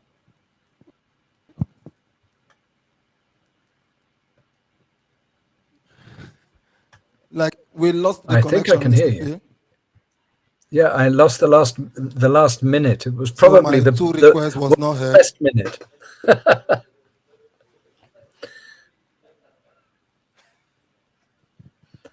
Mr. Phil, thank you very much for your time. My pleasure. The time is fast spent. Thank you so much for your presentation, Mr. Phil. I'm sure every person that came here have a sense of connection to what this thing is, and I'm sure the creators that are sparking up. I can imagine if we were supposed to do a feedback section and what it would look like. Thank you again. Thank you, Mr. Phil. I will just mention some of the next steps here, and we'll just call it a day towards another time, right? And can I thank you next as steps. well? Sorry, we can't coming. have the press conference. It's already happened somehow. Yeah, I mean, the guys that are media people know what I mean. it already had happened. I already have said it earlier if you took notes. This course, the uniqueness about this course is what they have achieved in 10 years have not been achieved for so long. One issue that we have had is the literacy. How do you achieve the literacy is now the issue. We have looked at the several models and approach that have been geared towards achieving this, ensuring literacy because of the outcome that is expected. But we have done very well if you look at it. However, when you look at this model and what the scorecard is, in 10 years, they are already submitting more than 90,000 people who have committed to two action within these 10 years. Those stuffs are calculated, and those stuffs can earn carbon credits. Now, I'm not just talking about the carbon credits, of course, that's a big deal. I'm talking about the fact that 90,000 people, including environmentalists,